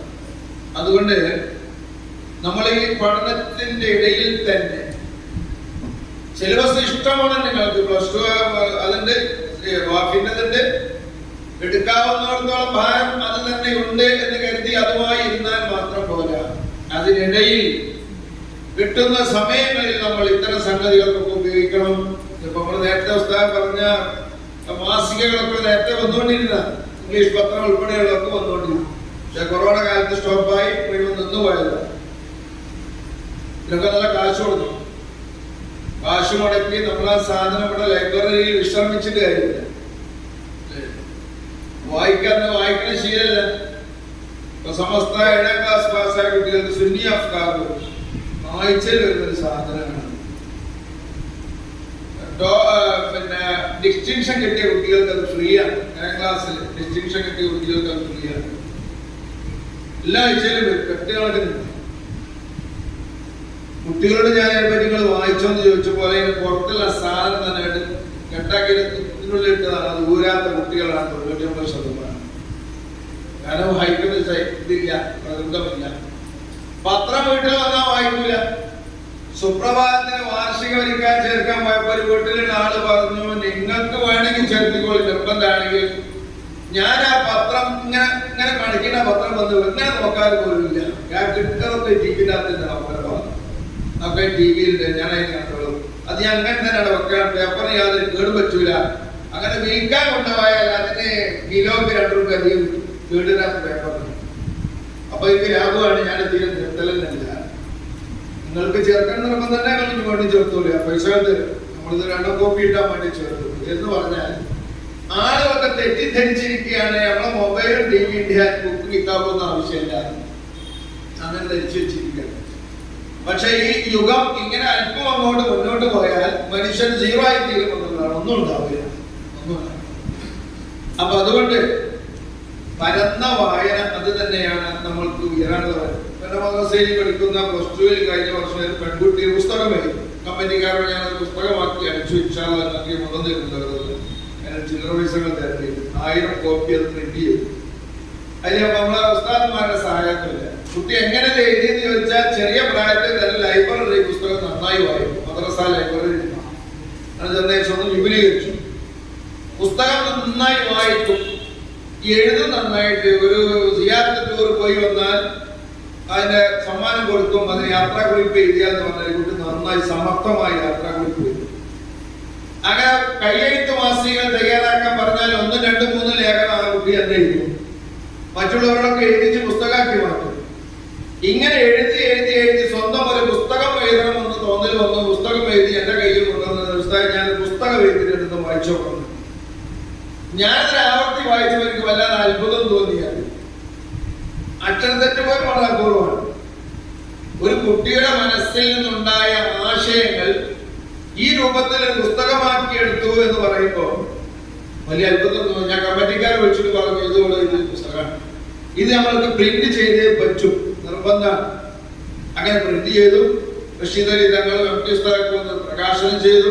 1000 കോപ്പി എടുക്കുകയും ചെയ്തു. പറഞ്ഞു വന്നത് എങ്ങനെ എഴുതാൻ സാധിച്ചു എന്ന് ചോദിച്ചാൽ അത് ഒരു സുപ്രഭാതത്തിലാണ് എഴുതിയതല്ല, നിരന്തരമായ വായനയും എഴുത്തുമാണ് അതിനെ പിന്നിൽ. അതുകൊണ്ട് നിങ്ങളിപ്പോ ഈ മേഖലയിലാണ്. ഈ മേഖലയിലൊന്നും അല്ലാത്തവരെ എഴുതി വായിച്ചോട് പഠിച്ച ആളുകളുണ്ട്. അതുകൊണ്ട് നമ്മൾ ഈ മേഖലയിലുള്ള ആളുകളായതുകൊണ്ട് തന്നെ നമ്മളതിന് അവസരം ഉപയോഗപ്പെടുത്തിക്കൊണ്ട് പ്രഭാഷണ മേഖലയിൽ നമ്മൾ അത്യാവശ്യ കഴിവ് എല്ലാവർക്കും ഉണ്ടാകും. നമ്മൾ കുത്തർപ്പുര പള്ളിയിലുള്ള അന്തിമസ്ഥാനം പോവാൻ നോമ്പ് 2-3 ആഴ്ച മുമ്പ് തന്നെ പറഞ്ഞിട്ടുണ്ട്. അസുഖമുള്ളതുകൊണ്ട് ഞാൻ പോവാണ്, നോമ്പിന് മുമ്പ് തന്നെ പോവാണ്. അപ്പൊ നമ്മൾക്ക് ഒരാളെ കിട്ടണമല്ലോ. കിട്ടാൻ വേണ്ടിയിട്ട് പല ആളുകൾ വാട്സപ്പിൽ ഇട്ട് നോക്കുമ്പോ പ്രവാഹം 100 കണക്കിന് ആളുകൾ ഉണ്ട്. അങ്ങനെ ഏകദേശം അറിയാവുന്ന സംസാരിച്ച് പറ്റാവുന്ന ആളുകളോട് ഇപ്പൊ 3 വെള്ളിയാഴ്ച വരാൻ പറഞ്ഞു. കഴിഞ്ഞ 9 വെള്ളിയാഴ്ച ഒരാൾ വന്നു, ഹാഫിളായി. ഇപ്പൊ നന്നായി ഖുർആൻ ഓതി, നല്ല ശൈലിയിൽ ഈണത്തിലുള്ള ഖുർആൻ ഓതി ഒക്കെ ചെയ്തു. അവസാനം 2 വാക്ക് സംസാരിക്കണം 5 മിനിറ്റ്. 5 മിനിറ്റ് നല്ല ശൈലിയിലുള്ള ആയതും പറഞ്ഞു, നല്ല ഓത്തും പാട്ടും ഒക്കെ. പക്ഷെ അത് സദസ്സിലിരിക്കുന്ന നാടന്മാരെ മാർക്കിട്ടിട്ട് 100-ൽ 5 മാർക്ക് പോലും കിട്ടിയാലേ 5 മാർക്ക് കിട്ടില്ല. കഴിഞ്ഞ ആഴ്ച വേറൊരാള് വന്നു. മുമ്പിൽ ഇതുപോലെ തന്നെ അത്യാവശ്യം തിരക്കണമെന്നില്ല, പ്രസംഗിച്ചു, കാര്യമൊക്കെ ചെയ്തു. ഒരു 20 മാർക്ക് കിട്ട ആളുകൾ പറ്റില്ല. കാരണം സമയത്ത് നേരത്തെ പറഞ്ഞതുകൊണ്ട് സാധാരണ കയ്യല്ല, ഫോളോ പോക്കില്ല പറയാ. അപ്പൊ പിന്നെ ഇന്റർവ്യൂ നേരം കിട്ടില്ല. അങ്ങനെ ഇന്നും ഒരാൾ വന്നു. ഇന്ന് വന്ന ആൾ പ്രസംഗിച്ച ആളുകൾ പറഞ്ഞാലും നോക്കണ്ടേയില്ല, ആളെ ഇവിടെ എടുത്തിട്ടോ ഫോൺ ചെയ്ത് പറയാൻ എന്നെ നോക്കിക്കോന്ന് പറഞ്ഞിട്ടില്ല. അവിടുന്ന് കണ്ടെന്ന് പറഞ്ഞത് എനിക്ക് ഉസ്താദിനോട് ചോദിക്കണം എന്താണ് പറയാണെന്ന് പറഞ്ഞു പോയതാണ്. എന്ന് പറഞ്ഞാൽ അയാളെ പ്രസംഗം ആളുകൾക്ക് ഇഷ്ടപ്പെട്ടു. ജനങ്ങളോട് പ്രസംഗിച്ചു എന്നാണ്. മുമ്പിലിരിക്കുന്ന ആളുകളോടാണ് സംസാരിച്ചത്. മറ്റത് അങ്ങനെയല്ല. മുന്നിലിരിക്കുന്ന ആളാണെന്നൊന്നുമില്ല പ്രസംഗിക്കാൻ, നാട്ടിൽ പ്രസംഗിച്ചൂടെ. മുന്നിലുള്ള ആള് കേട്ടാൽ മുമ്പേ പറഞ്ഞിട്ടുണ്ടായിരുന്നു. മുമ്പേ ശൈലി എന്താ വെച്ചാൽ കണ്ണ് മുറുക്കിച്ചു, കണ്ണ് എഴുന്നേറ്റ് ഒരു വാക്ക് വരക്കില്ല. നല്ല പ്രസംഗം, നല്ല പ്രസംഗം, നന്നായി വിഷയാവതരിപ്പിക്കും ഒക്കെ ചെയ്യും. പക്ഷെ കണ്ണ് തുറക്കാനേ കഴിയില്ല. കണ്ണൊക്കെ ചെമ്പിട്ട് പ്രസംഗിക്കും. ബോഡി ലാംഗ്വേജ് ഒരു പ്രധാനപ്പെട്ട സംഗതിയാണ്. പ്രാസംഗിക ആളുകൾ ശ്രദ്ധിക്കണമെന്നെങ്കിൽ അത് ആവശ്യമാണ്. അപ്പൊ ഒരുപാട് സംഗതികൾ ഒരുമിച്ച് കൂടേണ്ടുന്ന ഒരു കലയാണിത്. ശരിക്കും പഠിച്ചുണ്ടാക്കേണ്ടതാണ്. യാദൃശികമായിട്ടാകുന്ന ഒന്നല്ല ഈ പ്രസംഗം. 1000, 10,000 ലക്ഷങ്ങളും പിന്നാലെ കൂടുന്ന ആളുകളുണ്ടായ അവരുടെ ചില ശൈലികളും അവരുടേതായ ആ വിഷയത്തിൽ അവരുടേതായ പ്രാഗൽഭ്യതയും ഉൾക്കാഴ്ചയും ഇതെങ്ങനെയാക്കി തീർക്കണം ലക്ഷങ്ങളായ ആളുകളെ കൂടെ അതിനേക്കാൾ ഉഷാറായി ശൈലിയൊക്കെ പ്രസംഗിക്കുന്ന ആളുകൾ. ആ വിഷയത്തിൽ അദ്ദേഹത്തിന്റെ ഒരു കാഴ്ചപ്പാടാണ്. അത് ജനഹൃദയങ്ങളിലേക്ക് അങ്ങോട്ട് അടിച്ചു കയറാൻ. അപ്പൊ പിന്നെ ആളുകൾ അതിനെ പിന്നാലെ. കഴിഞ്ഞ ദിവസം ഞാൻ വാർഷിക പരിപാടിക്ക് പോയിട്ട് വായക്കാടല്ലേ എപ്പോഴും പോകാനായിട്ട് ഞാൻ മാരി നിസ്കരിച്ചു പോയതാണ് മണ്ണിലേക്ക്. പക്ഷെ ഇടവണ്ണപ്പാറ അങ്ങോട്ട് പോകാനേ കഴിഞ്ഞില്ല. വളരെ പ്രയാസപ്പെട്ടു. പണിക്കറപ്പറയിലെത്തി. അവിടെ പറഞ്ഞ് മാലിനോട് ഇറക്കിയിട്ടുണ്ട്, നേരെ അങ്ങോട്ട് പോയിക്കോന്ന്. ഞാനവിടെ നിന്ന് കുറച്ചേരാ പള്ളി കയറി ഇശാക്ക് നിസ്കരിച്ച്. അപ്പൊ വണ്ടി ഇങ്ങോട്ട് പോകാനുള്ള സുഖം ഉണ്ടാവും. പരിപാടി തീർന്ന വണ്ടി ഇങ്ങോട്ടും പോരില്ലേക്കും അപ്പ. അപ്പൊ ഞാൻ നേരെ തിരിച്ചിട്ട് പോലേക്ക് പോകും. കാരണം എനിക്ക് രാവിലെ മനസ്സിൽ പോകണം. അവിടെ എങ്ങനെ തിരികാൻ ഞാൻ കണക്കൂട്ടിയാൽ 3 മണിയാവും. ആ പറഞ്ഞ സത്യമായിരുന്നു. ആ പരിപാടി കഴിഞ്ഞ് തൊട്ടടുത്ത് എന്റെ ഭാര്യന്റെ വീട്ടിലേക്ക് എത്താൻ 2:30 മണിക്കൂറായിരുന്നു. 2:30 മണിക്കാണ് 12 പരിപാടി കഴിഞ്ഞത്. 2:30 മണിക്കാണ് ആ തൊട്ടടുത്ത് തന്നെ വീട്ടിൽ അവൾ എത്തിയതെന്നാണ്. അത് പറഞ്ഞാൽ അത്രയും തിരക്കാൻ പാട് വൈബത്ത് ഇരിക്കല്ല, എനിക്ക് നിർവാഹമല്ല എന്ന് പറഞ്ഞാൽ ഇത്രയും ആളുകൾ ഒരുമിച്ച് കൂട്ടുന്നത് അത് അദ്ദേഹത്തിന്റെ വാക്ക് സാമർഥ്യം തന്നെയാണ്. ആ വിഷയത്തിൽ അദ്ദേഹത്തിന്റെ ജനങ്ങളുടെ ഹൃദയത്തിലേക്ക് അത് കടത്തി വെക്കാനുള്ള കഴിവാണ്. ഇങ്ങനെ നമ്മൾക്ക് കഴിവുണ്ടായെങ്കിൽ മാത്രമേ ആളുകൾ നമ്മളെ വേണ്ടി വരുള്ളൂ. അല്ലെങ്കിൽ ഞാൻ നേരത്തെ പറഞ്ഞതുപോലെ ആളുകൾ മാർക്കറ്റ് നമ്മൾ തള്ളും. അത് എവിടെയെന്നല്ല, ഏത് കാര്യത്തിനാണെങ്കിലും ആളുകൾ അതിന് പറ്റുന്ന ക്വാളിറ്റി ഉള്ളവരാണ് പരിശോധിച്ചിട്ടാണ് ആളുകൾ. അപ്പൊ അതുകൊണ്ട് നമ്മൾ ഈ മേഖലയിൽ വന്നു ചേർന്നവർ എന്നുള്ള നിലയിൽ ഈ പ്രസംഗ കലയിൽ വൈഭവം എന്നാൽ നിങ്ങൾ നന്നായി പ്രസംഗിക്കാൻ നിങ്ങൾ തന്നെ മേറ്റർ തയ്യാറാക്കി പ്രസംഗിച്ച് വേണമെങ്കിൽ ഉസ്താദിന്റെ മുമ്പിൽ നന്നായി പ്രസംഗിക്കണം. നിങ്ങൾ കാണിച്ചു കൊടുത്ത് പറഞ്ഞു കൊടുത്ത് ഇവിടെ പരിപാടിയിൽ പ്രസംഗിച്ച് ഓക്കെ ആണെന്ന് പറഞ്ഞാൽ നിങ്ങൾ നമ്മൾ പള്ളിയിൽ നിന്ന് പ്രസംഗിച്ചു, അങ്ങാടി പള്ളിയിൽ അടുത്ത് പ്രസംഗിക്കാം. നിങ്ങൾക്ക് എന്തൊക്കെ ചെയ്തു കിട്ടും. അല്ലെങ്കിൽ പള്ളിയിൽ പ്രസംഗിക്കാം, ഈ പള്ളിയിൽ പ്രസംഗിക്കാം, നമ്മുടെ പള്ളികളിൽ പരിസരത്ത് ഇഷ്ടമാണ് അവിടെയൊക്കെ പ്രസംഗിക്കാം. വാഫി വിദ്യാർത്ഥിയാണ് പ്രസംഗിക്കുന്നവരോ അതിന്റെ ക്വാളിറ്റി വേണമെന്നില്ല. ആ ക്വാളിറ്റി വേണം എന്ന് പറഞ്ഞാൽ കുറച്ച് ഇംഗ്ലീഷ് ഉറുദു ഒക്കെ ഇതിൽ വരണം. വിഷയത്തിൽ എന്തെങ്കിലും കഴിവുണ്ടാവണം. അതോടൊപ്പം ആകർഷകതയും. അപ്പൊ ആളുകളോട് ഇരുന്നോട്ട് അവിടുന്ന് എഴുന്നേറ്റ് പോകാൻ ഉദ്ദേശിച്ചവരാണ് ഇരിക്കും. അതിന്റെ ഒരു കഴിവാണ്. സദസ്സിൽ ആളിരിക്കുന്നത് പ്രസംഗം ഇരുത്താണ് ശരിക്കും. അല്ല അതുപോലെ ഇരിക്കുന്നത് വളരെ അപൂർവമായിരിക്കും ഉണ്ടാവും. അപ്പൊ അതുകൊണ്ട് ഇപ്പൊ നിങ്ങൾ മെനക്കെട്ടാൽ നിങ്ങൾക്ക് ഒന്നും രൂപപ്പെട്ടിട്ടില്ലല്ലോ, ഒന്നും ആയത് മാറ്റിയെടുക്കുന്ന കുറച്ച് പാടാണ്. നിങ്ങൾക്ക് നിങ്ങളുടേതായ ശൈലിയും രൂപവും ഒക്കെ ഉണ്ടാക്കി തീർത്ത് അനുകരണം ആവശ്യമല്ല. പുതിയ പുതിയ ശൈലികൾ ഉണ്ടാവാം, പുതിയ പുതിയ ശൈലികൾ ഉണ്ടാവാം, പുതിയ രൂപങ്ങൾ ഉണ്ടാവാം, പുതിയ രീതികൾ ഉണ്ടാവാം. അല്ലെ, ഡോക്ടർ സാലിം വൈസി പ്രസംഗം എടുത്തിട്ടുണ്ടാകുന്നത് അയാൾ തനിക്കൊന്നും കുടിക്കൂല. നല്ല ആരോഗ്യത്തിന് ഒരു അപകടം സംഭവിക്കാവുന്ന പ്രസംഗമാണ്. ഭാഷ ഇടുന്നോ അയാള് ഡിക്ഷണറി നോക്കി പരത്തിക്കൊള്ളാറില്ല. സാധാരണ മലയാളത്തിലാണ് പ്രസംഗിക്കാൻ. പേരെക്കൂട്ടിട്ട് 4 വയസ്സായത് ഒരു മീൻകറി വെക്കുന്ന പ്രസംഗം ரொம்ப സുന്ദരമായ പ്രസംഗം. നെല്ലിക്ക അരിച്ചിട്ട് മീൻകറി വെക്കാൻ അറിയാത്ത പെണ്ണുങ്ങളെ പറയാൻ പറ്റില്ല പ്രസംഗം. നന്നായി പ്രസംഗിക്കുന്നത് പിന്നെ സാധാരണ മലയാളത്തിൽ പ്രസംഗിക്കാൻ ജനങ്ങള് എത്ര മണിക്കൂർ മുമ്പ് 5 മണിക്കൂർ പ്രസംഗിച്ചാലും പിന്നെ ഒരു 5 മണി പ്രസംഗിച്ചാൽ 200 ആളുകളായിരുന്നു മുദ്രയിക്കാൻ സ്ഥിരമായ മുദ്രയിക്കാണ്ടാകുന്നത്. പത്തോണ്ടൊന്നുമില്ല അവിടെ എന്ന് പറഞ്ഞാൽ. അപ്പൊ ഇത് ഒരു ഭാഷാ ശൈലിയൊന്നും ആ വിഷയത്തിന്റെ അവതരിപ്പിക്കുന്ന വിഷയത്തിന്റെ പ്രാധാന്യതയാണ്. അപ്പൊ നമ്മൾ കുറെ ഒച്ചപ്പാടുകൾ ഉണ്ടാക്കിയിട്ട് കാര്യമില്ല, ആദ്യത്തെ ചോദ്യത്തിൽ കാര്യമില്ല. സമർത്ഥിക്കാൻ കഴിയണം എന്നതാണ്. നമ്മളെ പ്രസംഗിച്ച ആളുകൾക്ക് ഇഷ്ടപ്പെട്ട സ്ഥലത്തിനെ പറ്റിയൊക്കെ പ്രസംഗിച്ച് നോക്കിയാണ്. പക്ഷെ അതൊക്കെ ഒരു നബിയെ സ്നേഹിക്കുന്നതിന് വിഷയങ്ങൾ അവർ 5 മിനിറ്റിനുള്ളിൽ അവതരിപ്പിച്ചപ്പോൾ ആളുകൾക്ക് പുതുമയുള്ള വിഷയമായിട്ട് തോന്നി, ഇതുവരെ കേൾക്കാത്ത ഒന്നായിട്ട് തോന്നി. അങ്ങനെ അവതരിപ്പിക്കാൻ കഴിയാൻ അതിന് നമ്മൾക്ക് വിശാലമായ വായനയും അത് സംബന്ധിച്ച ചിന്തയും ഇതെങ്ങനെ മെച്ചപ്പെടുത്തി എടുക്കാൻ കഴിയുമെന്നതിനെ പറ്റിയുള്ള കൂടുതൽ ഗവേഷണവും നാം ഓരോരുത്തർമാരെ സംബന്ധിച്ചാണ് ചെയ്യാൻ. തീർച്ചയായും നിങ്ങൾക്കൊക്കെ ഒരു നല്ല ഭാവി അത് സംബന്ധിച്ചു ഈ മേഖലയിൽ ഉയരാൻ നിൽക്കുന്ന നമുക്ക് അങ്ങനെ ഒരു കഴിവ് ഉണ്ടായിത്തീരുക എന്നുള്ളത് അനിവാര്യമാണ് എന്നൊരു ബോധം നമ്മളിൽ ഉണ്ടായാൽ ഈ ക്ലാസ് തീർച്ചയായും ഉപകാരപ്പെടും. അതിന് വെറുതെ അദ്ദേഹത്തിന് വിലപ്പെട്ട സമയം നഷ്ടപ്പെടുത്തി ഞങ്ങളിപ്പം വെള്ളിയാഴ്ച ഉച്ച കഴിഞ്ഞ് കളിക്കാൻ പോകുന്ന നേരാണ് അത് നാശാക്കി തോന്നുന്ന രൂപത്തിലാവണ്ട. നിങ്ങൾക്കത് ഉപകാരപ്പെടും എന്നുള്ളത് മൈൻഡ് ചെയ്ത് ഇതിന്റെ ഫോളോ വർക്ക് നടക്കണം. നേരത്തെ പറഞ്ഞു നിങ്ങൾ ചില വർക്കൊക്കെ തരുന്നുണ്ട്. പ്രിൻസിപ്പാൾ ഉസ്താദ് നിരീക്ഷിക്കുന്നതിനെ മനസ്സിലാക്കുന്നത് അതനുസരിച്ച് നിങ്ങൾ ആ കാര്യങ്ങൾ നിർവഹിച്ചിട്ട് ഇവിടെ സംസ്കാരത്തിന് ശേഷം കഴിച്ച് വിട്ട് പ്രസംഗം നടക്കാറുണ്ട്. അപ്പൊ അത് പറയാൻ ഞാൻ ചില സമയത്തൊക്കെ ഇവരെ കേട്ടെന്ന് വർത്താൻ കിപ്പിട്ട് നോക്കിയാണ് അങ്ങനെ അവതാണ്ടില്ല. അങ്ങനെ കിപ്പിട്ട് നോക്കിയാണ്ട് വർത്താൻ പറഞ്ഞാൽ ആളുകൾ മുന്നിൽ നിൽക്കുക. ഒരു മനുഷ്യൻ മക്കളൊക്കെ മുന്നിൽ ഇരിക്കൂലല്ലോ. പ്രസംഗിക്കാൻ നോക്കുമ്പോ പ്രസംഗിച്ച് കഴിഞ്ഞ് കണ്ണ് മുറുക്കിച്ചപ്പോ പ്രസംഗിച്ച് കണ്ണീച്ച് നോക്കും മുന്നിൽ ആരുമില്ല, ഒരാൾ മാത്രം ഇരിക്കുകയാണ്. നിങ്ങൾ മാത്രം പോലെ ചോദിച്ചാൽ നിങ്ങൾ നിർത്തിയിട്ടാ മൈക്ക് ഓപ്പറേറ്റർ നിങ്ങൾക്ക് മതിയാക്കി പോയാൽ പോകേണ്ടത് ഇന്നാ ഞാൻ ബാക്കിയുള്ളവർക്ക് സ്പീച്ച് തരപ്പെട്ടിട്ടുണ്ട്. അപ്പൊ ആ രൂപത്തിൽ പ്രസംഗിക്കാൻ കഴിയും, സദസ് വിളിച്ചിടാൻ പ്രസംഗിക്കാൻ കഴിയും. അപ്പൊ അതുകൊണ്ട് പ്രസംഗ കലയാണ് ഇന്ന് ആളുകളെ കൂട്ടാൻ, ആളുകളെ ആകർഷിക്കാൻ മാത്രം നമുക്ക് പിടിച്ചു നിൽക്കാൻ പറ്റാവുന്ന മേഖല ഇത് നമ്മൾക്ക് മനസ്സിലാവുന്നത്.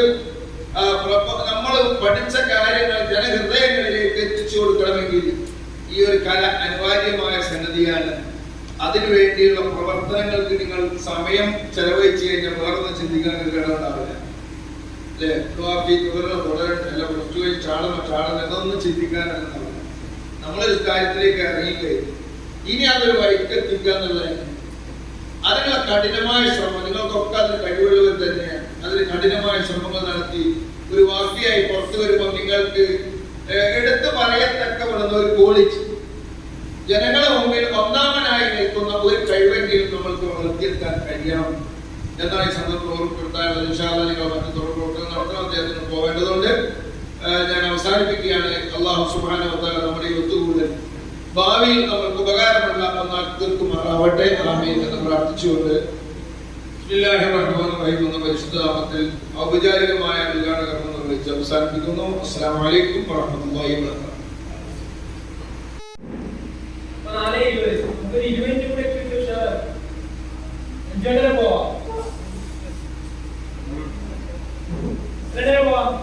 നാളെ മുക്കാലായില്ലോ അല്ലേ? 4:30 5 മണി പറഞ്ഞതിന്റെ ഇടയിൽ കുടിക്കും. നമ്മള് ഉമ്മത്തിൽ വസ്തല്ല അല്ലേ? മറ്റങ്ങോട്ട് പോകരുത്, ഇങ്ങോട്ട് പോകരുത്. എല്ലാ വിഷയത്തിലും അങ്ങനെ വേണ്ട. നമ്മുടെ നിലപാട് ഒന്നിനും തീരെ തള്ളിക്കളി ചെയ്യരുത്, ഒന്നിനെ മാത്രം അവലംബിക്കും ചെയ്യരുത്. വിശ്വാസകാര്യങ്ങളല്ല ഞാൻ പറഞ്ഞത്. വിശ്വാസകാര്യങ്ങളിൽ നമ്മൾ ഇസ്ലാമിൽ തന്നെ മുറുകെ പിടിക്കണം. മറ്റുള്ള പൊതുവിഷയങ്ങളിലുള്ള നിലപാട് എന്തായിരിക്കണം? നമ്മുടെ മധ്യ എന്നുള്ളതാണ് നമ്മളെ ഉമ്മത്തിനെ അങ്ങനെ തന്നെയാണ് വിശേഷിപ്പിച്ചിട്ടുള്ളത്. ആ രീതിയിലാണ്. അപ്പൊ നമുക്ക് 4:15 കൂടി അവസാനിപ്പിക്കാനാണ് ഇപ്പൊ ചെയ്യേണ്ടത്. കുറച്ചും കൂടി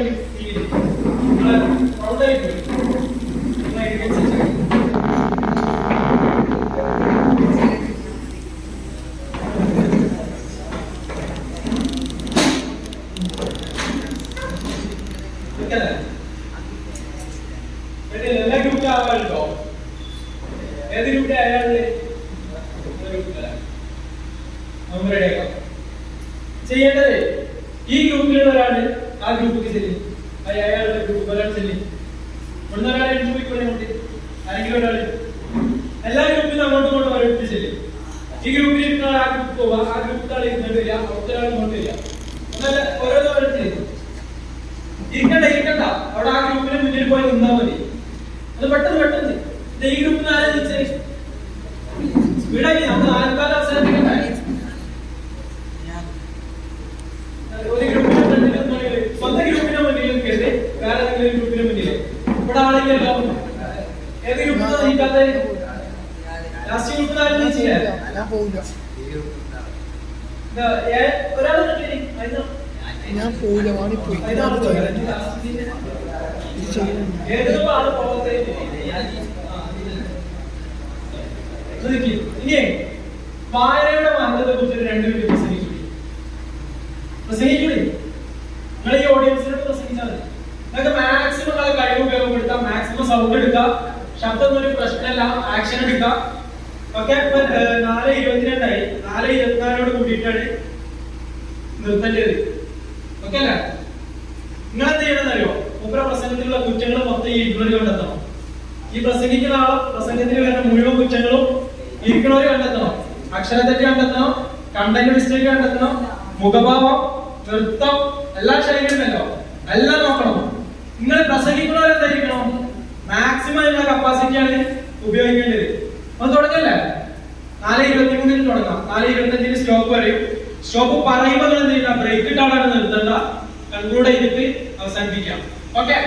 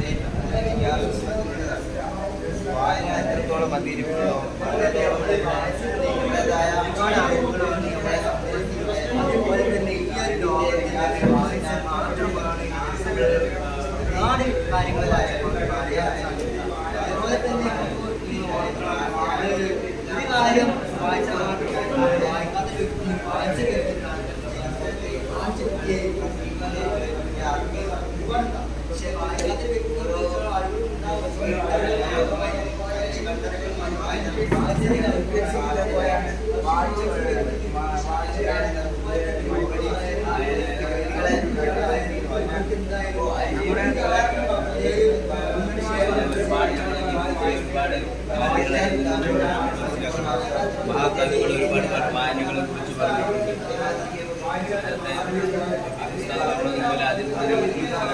ഭാഷകൾ തന്നെ ഒരുപാട് അതിനെ മെച്ചപ്പെടുത്താൻ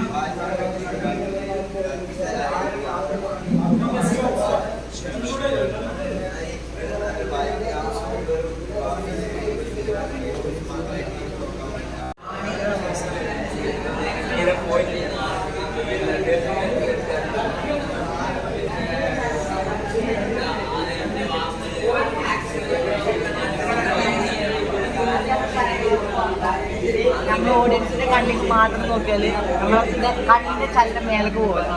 അത് പരമാവധി ശ്രദ്ധിച്ചാൽ നമ്മൾ ഓഡിയൻസിൻ്റെ കൂടുതൽ കാര്യങ്ങൾ നമ്മൾ കുറിച്ച് വരുന്നുണ്ട്. അതുകൊണ്ട് ശ്രദ്ധിച്ചാൽ പിന്നെ സ്പോർട്സ് ബീച്ചിൽ നമ്മളെ ഇങ്ങനെയുള്ള സ്ഥലങ്ങളിൽ കൂടുതൽ അനേകം കാര്യങ്ങൾ ഉൾപ്പെടുത്തും.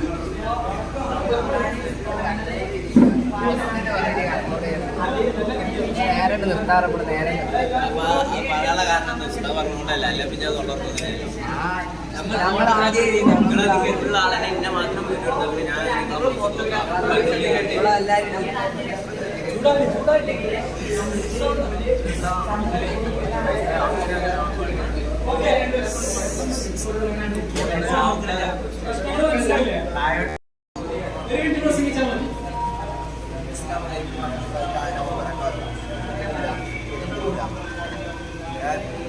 ഞാനിന്നിവിടെ പറയാൻ പോകുന്ന വിഷയം നിങ്ങളെല്ലാവരും വായന എന്ന വായനയുടെ നമുക്ക് നമ്മുടെ കഴിവുകൾ വർദ്ധിപ്പിച്ചെടുക്കാം.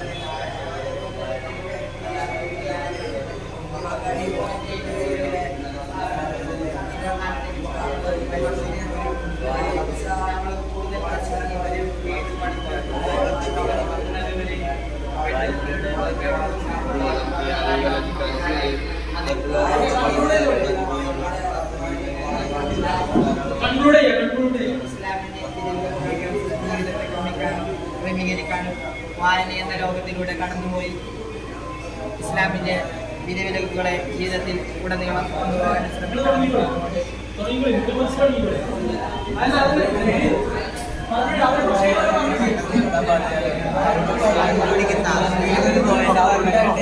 സൗണ്ടാണ് മെയിൻ പ്രശ്നം. ഇത് നിങ്ങളൊരു വ്യക്തി വൈരാഗ്യമായിട്ടോ വ്യക്തി ആക്ഷേപമായിട്ടോ എടുക്കരുത്. തർക്കിക്കണ്ട, നമ്മളെ അവർ പറഞ്ഞത് കേൾക്കാം.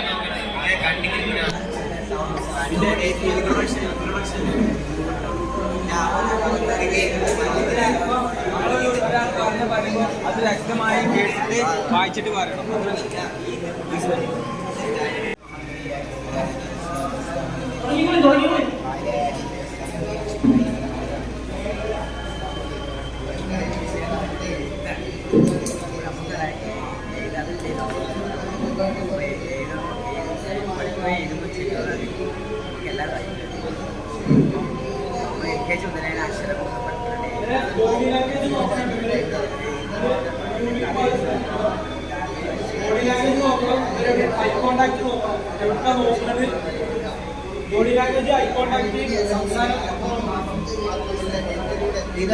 ഒരുപാട് വായിക്കേണ്ടി വരും, ഒരുപാട് റിസോഴ്സുകൾ തേടേണ്ടി വരും. അങ്ങനെ എഴുത്തുന്ന വാക്ക് തിരഞ്ഞെടുക്കുന്നത് ഒരുപാട് കാര്യങ്ങൾ അറിയാനും പഠിക്കാനും വീണ്ടും റിസർച്ച് ചെയ്യാനും സാധിക്കും.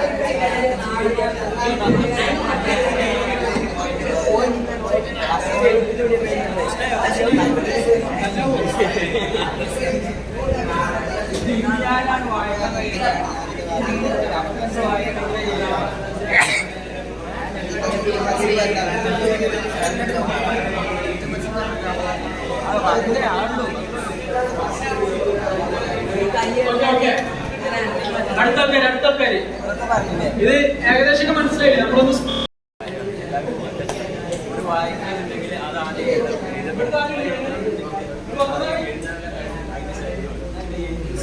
ഗ്രൂപ്പ് ഒഴിവുണ്ടല്ലോ, ഏത് ഗ്രൂപ്പിൽ നിന്ന് പോവാ? തുടങ്ങി സ്റ്റാർട്ട്.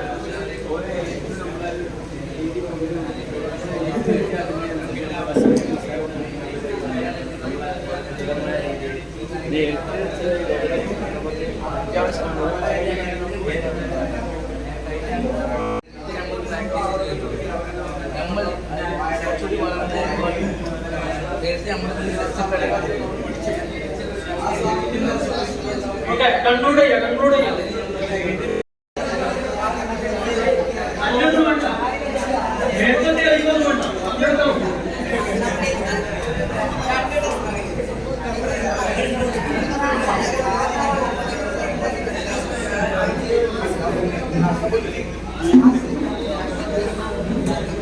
ഓക്കെ കഴിഞ്ഞ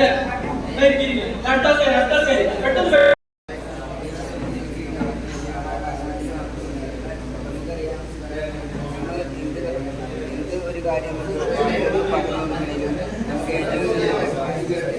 സൗണ്ട് കേട്ടോ. നേരത്തെ വന്നതിനൊക്കെ നല്ല സൗണ്ട് ഉണ്ടായിരുന്നു. കുറ്റം പറഞ്ഞ ആൾക്കാരാണ് ഇപ്പൊ പ്രസംഗിക്കുന്നത്. നല്ല ശബ്ദം വേണം.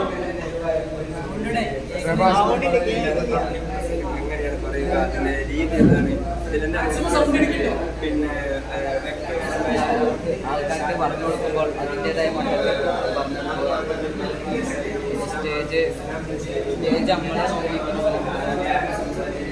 ഓക്കെ ഓക്കെ കൺക്ലൂഡ് ചെയ്യാം. കഴിഞ്ഞോ? എല്ലാവരും റെഡിയല്ലേ? ഗ്രൂപ്പിൽ സ്വന്തം ഗ്രൂപ്പിൽ